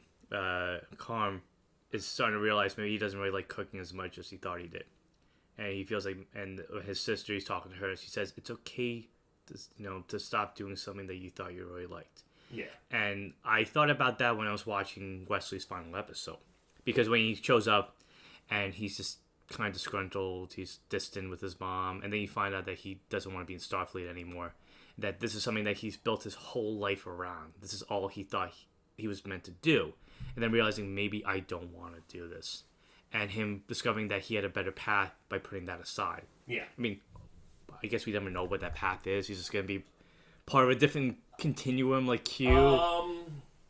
He shows up in... Picard for a bit. He shows up in the movies. Okay. For like one scene. Mm-hmm. And does a traveler show up too? No. Oh. And he shows up in the Prodigy. He's actually one of the major characters in Prodigy. Okay. But the idea that Wesley is accepting that he doesn't have to do what he thought everybody wanted him to do. Yeah. I thought it was an interesting path and arc for the character to go on. So, yeah, I mean, I didn't mind Wesley, and I think he got better in the later seasons. Yeah, because they wrote him with a little bit more depth than just. I'm just a kid. I'm just the smartest kid in the room. It's just like, oh, how do we do it? Oh, you just flick a switch. Okay, done. Problem solved. On your rewatch, like, do you find Wesley to be? Do you like the character Wesley better? I never disliked the character. I did find him slightly annoying at times, but. I never, disliked him. I thought he was basically just an audience stand-in, essentially. Okay, that's a good point to put. He's the entry level to the show. Okay. Like, for anyone who's unfamiliar with the show, he's basically like, oh, this is what this is. This is what that is. That's a good point to put. That's a good way to look at it. I mean... And for Seasons fans, they're like, well, we already know that. But hence, if you were just tuning into this... Yeah. That's a good point. His path that he goes on, though, how he ends his story on Next Generation. What did you think about that? I think it was an interesting way to end his story. Mm-hmm. And I wish we were able to see... I mean, we do see a little bit more from the other things, but I wish we saw more... in in the other TV shows of that era. Like, he pop up in Deep Space Nine or in Voyager for an episode or two. Could he have appeared in Voyager or no? I mean, he's part of the Traveler. Oh, so you're saying after the show ended, if he appeared on Voyager? Yeah, that would have been interesting. I mean, who are you? Are you another Q? No, I'm not Q. Just Wesley Crusher. It's like, Picard, what have you done to me? yeah, so Because Q shows up in Voyager. but he's Q, you know. He's cute. He shows up whenever. Just to mess with people. But yeah, so overall, really strong cast of characters. I mean, it's, you know, like I said, like I think Geordi's the only one that kind of got the. I think Yar gets the short shrift even more than. Really? Okay. Mostly because she doesn't have much to do and then she dies. Yeah, well, at least Geordi gets to be a problem solver. He gets to be part of solutions and figure things out and be part of different scenarios. That's a good point. Yeah. Well, she's not part of the main crew as much as the other ones, but yeah. She's the main crew for the first season. Yeah. For most of the first season. But yeah, I mean, the cast, this crew, they're really good, and the way they perform with each other, they really make it feel not just like a crew, but like a family. Yeah. So now that we talked about the main characters, we're just gonna go on about a few of the notable side characters that we really like. You know, the small impressions they had. Sometimes they got episodes. Sometimes they just appeared for a little bit. Who do you want to start with? Let's just start with the down the line. Okay, so Reginald Barclay.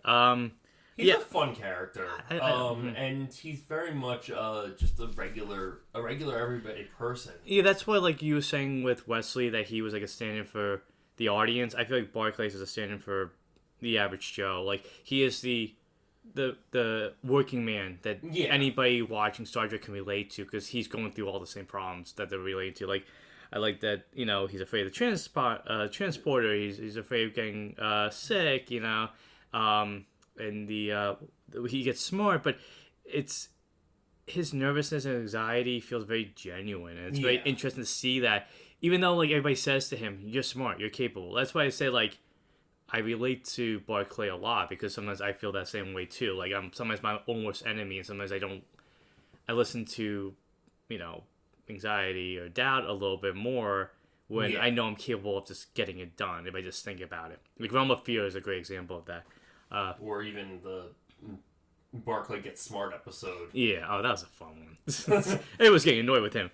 But yeah, Barclay's cool. He when he shows up, I mean, the first time I saw him, I really liked him. It was a fun, like you said, relatable character, because he just feels like everybody else. You know, anybody that you meet in the street. Mm-hmm. Yeah.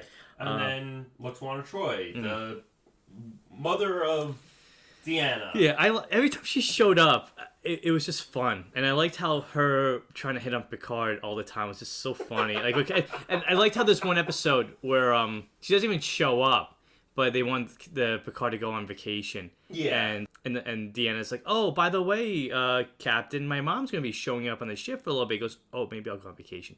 She's very over the top. She's very ridiculous. She's very silly, but kind of like Wesley, I like that as the show progressed, they gave her a little bit more serious. Yeah, like there's one where she falls in love with the alien that has to commit suicide at a certain age, or the one we talked about, Dark Pages, where you know, you find out that she had a daughter that died, that was triggered. So they were able to give her more complexity to her role. But she showed up. I liked her. She's fun. She has laughing hour. Who doesn't want to hang out with me and just have a laughing hour?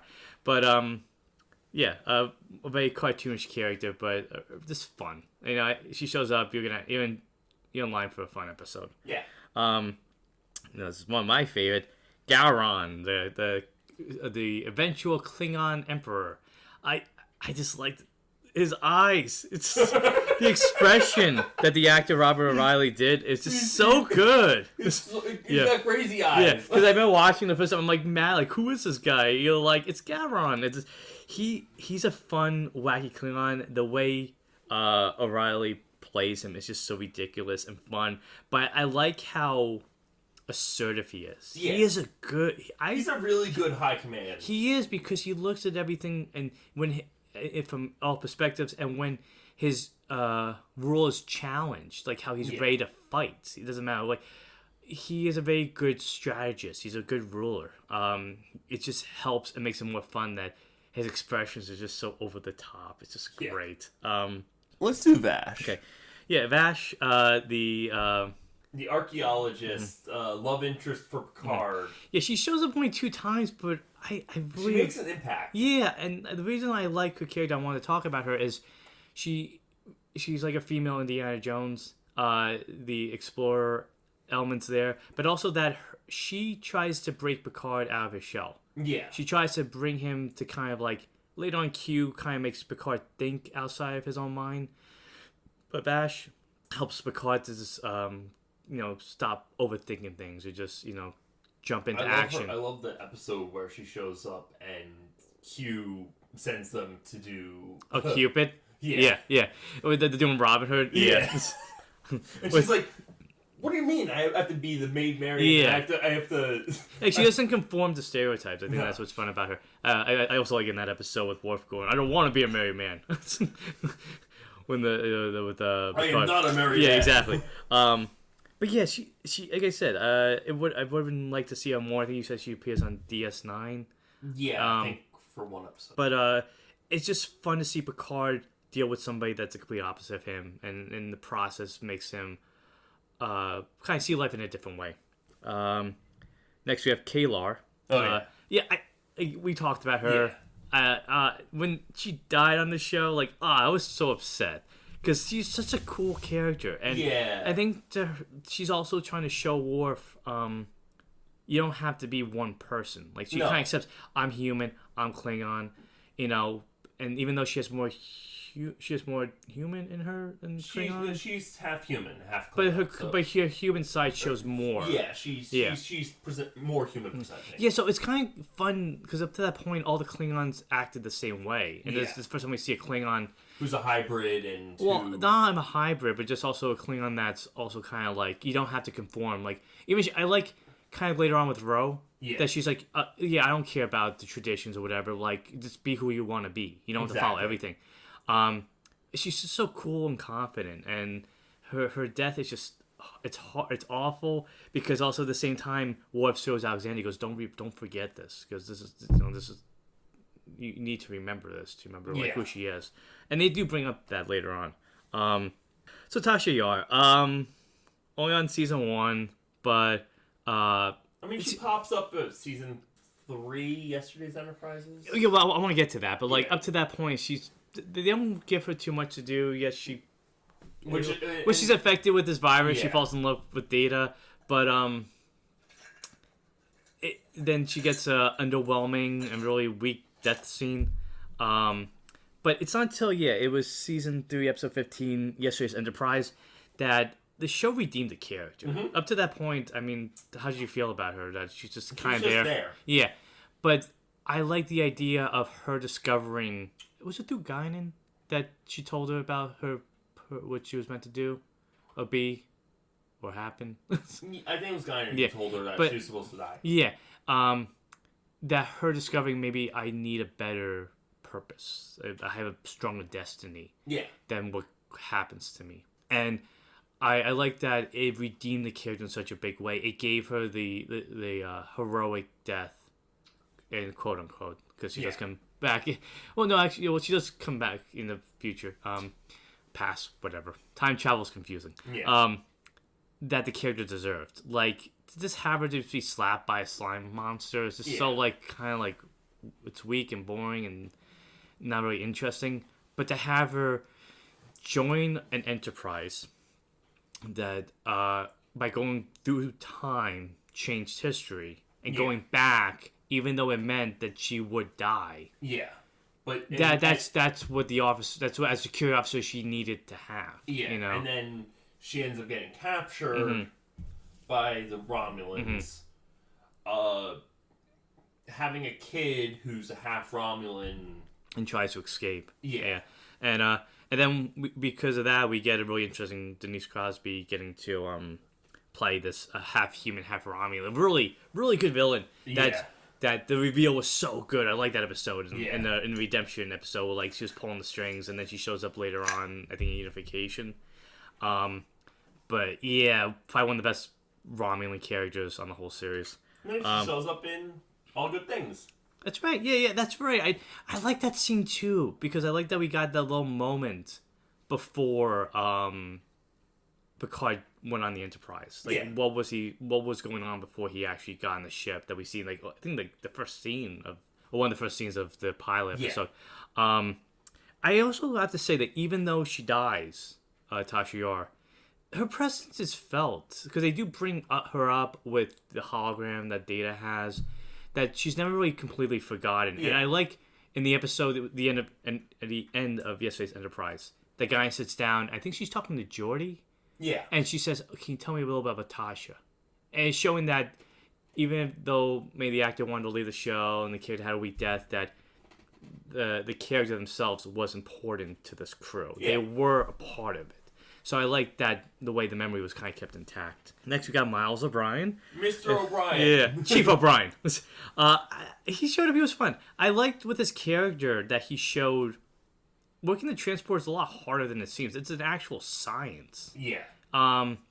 It's I don't know what you could compare it to, but I guess it's like looking at radar or something like that. Like, you know, well, you know what I mean. I'm probably not the same thing, but my point is that everybody has a duty, and like that duty is not just pressing a button and transporting. There's a whole science to it. And he does get them out of situations and figure things out too. I do like too that he did get two character moments. I liked the episode when he's talking to Barclay about fear, that he didn't like spiders. Yeah. But he got over it because he had to, else his crew was going to get, in trouble. It was an episode called The Wounded, which I liked. With the Cardassians? That he has to kind of, like, what was the plot of that episode? His old captain comes back onto the ship, or comes to the ship, and was like, well, we have to do something about these Cardassians. Yeah. I liked it was Miles being in a very conflicting situation where he's forced to try to help, but at the same time, he has a very... He's trying to be loyal to both captains. He has personal feelings to the Cardassians. And I thought it was kind of interesting to get this little side character who... a lot of notable moments, like he gets married, he has a kid. Yeah. But to have him kind of be a focus of an episode I think it was pretty good. But like you said, DS9 is when I get to see him... As an actual main character. Yeah. I don't like his spider that he has. It's a scary spider. I liked... About O'Brien, I like that he's...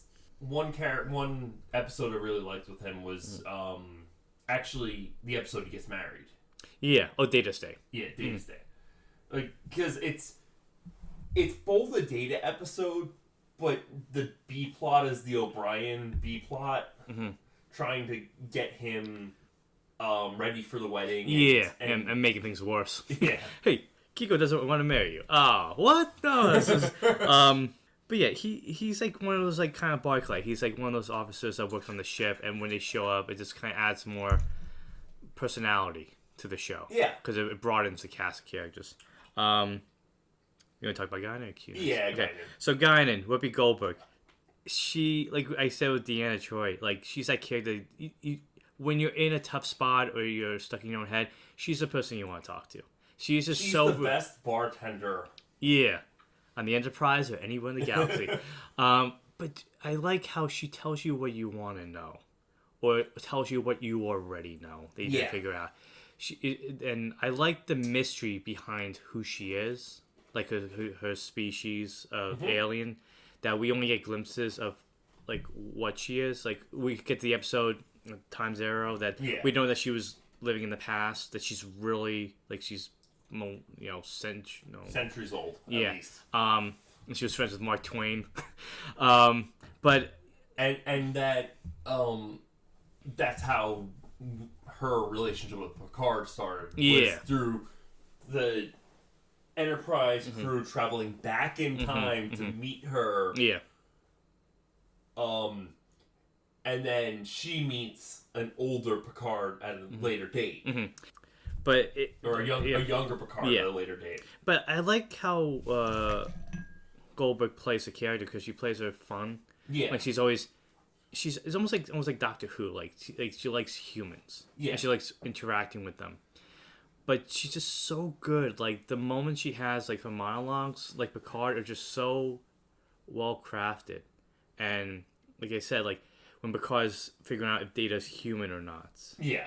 Or when she's even giving that nice eerie speech about the Borg, because she's experienced them before the Enterprise has. It's done so well.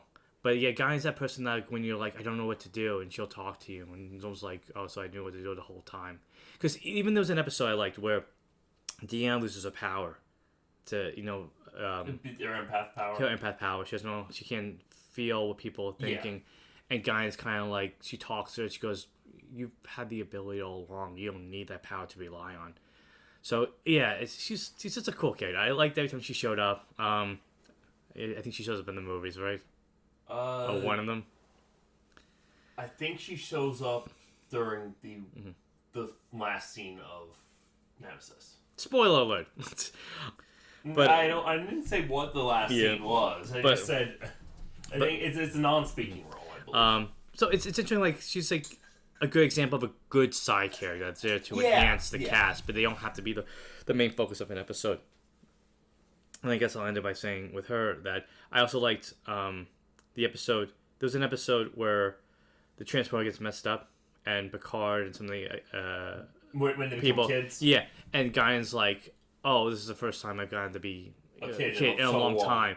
So I'm gonna stay a kid for a little longer. longer. Yeah. And what I liked about the episode, the way it ended, was with Ro, who was forced to. She pretty much lived in like a among war, and she's talking to her. She's like, "Oh, they fixed it. We can become an adult again." And she's like, "No, it's okay. I never got a chance to do this." And Guyan, again, being that person, be like, "Okay, I'll let's let you." Let's play. Yeah, exactly. They were coloring, and we'll end with Q. So John Delancey. Yeah. So the best foil for Picard.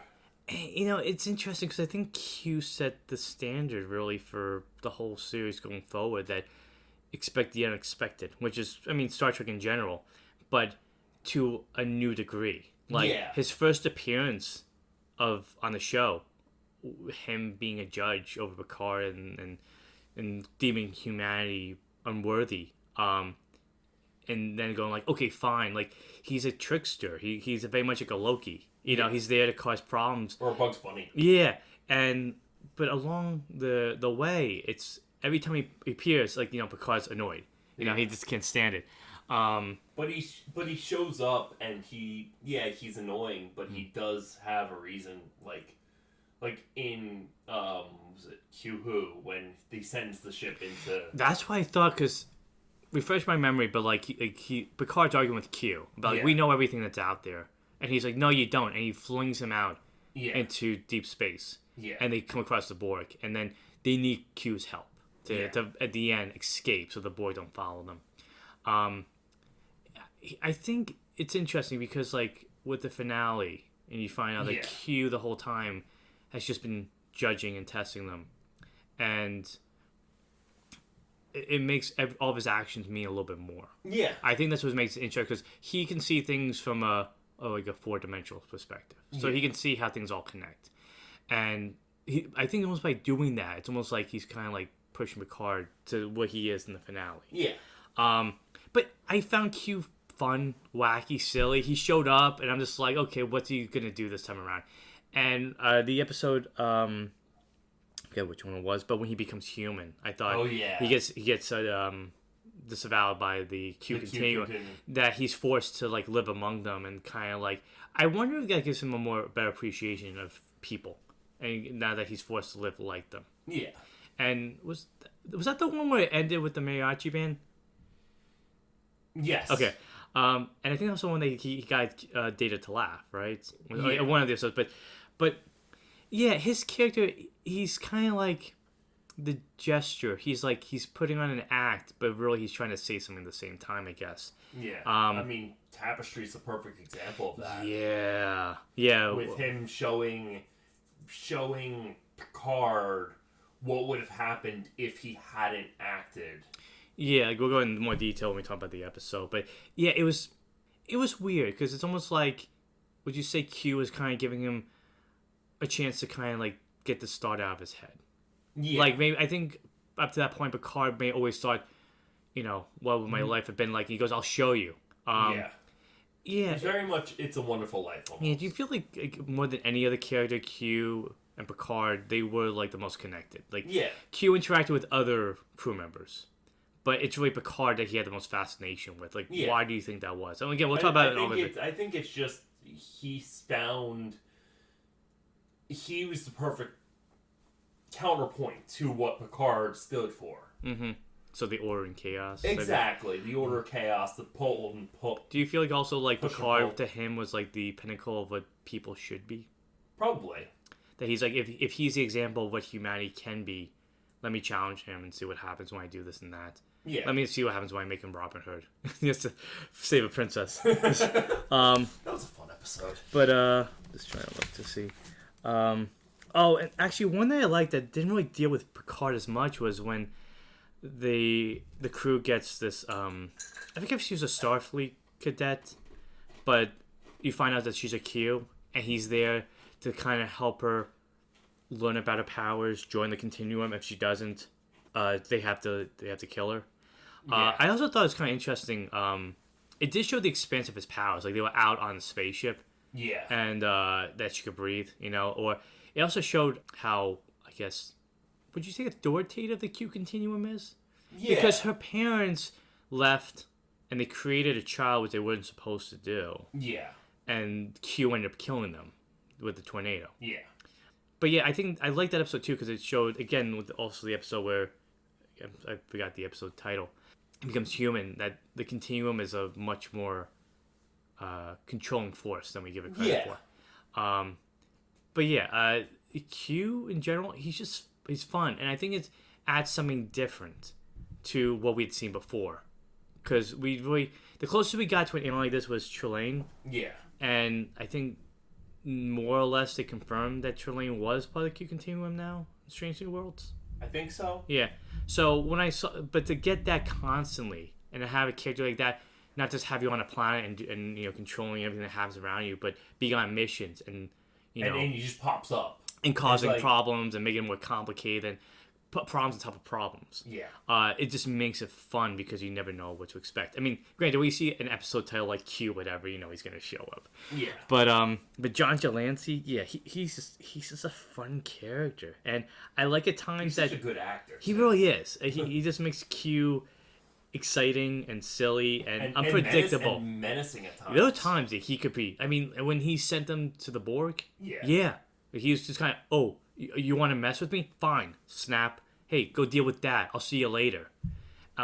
Which makes me ask the question: do you feel like the Borg was Q's fault? I think in part, like would the Borg have discovered? I think the Borg were already going to do it. It just accelerated the time frame in which that would have happened. Okay. Because I had that thought when I was watching one of the episodes. Yeah, I think he accelerated by like 60 years or something like that. Okay. So a lot of things that might have happened because of the Borg might not have happened to that point if Q wasn't just so petty. Right. Mm-hmm.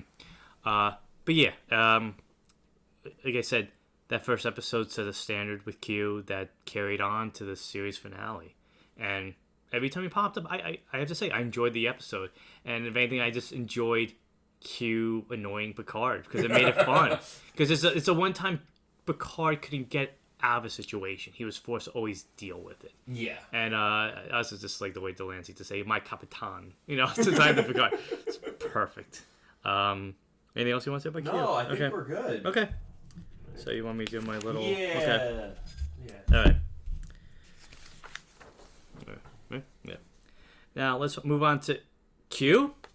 We're just talking about you. Okay. While we deal with Q and his wacky antics, we'll stop here for now. Join us for part 2 of our TNG review, where we'll chat about our favorite episodes and answer a wide range of questions about the show.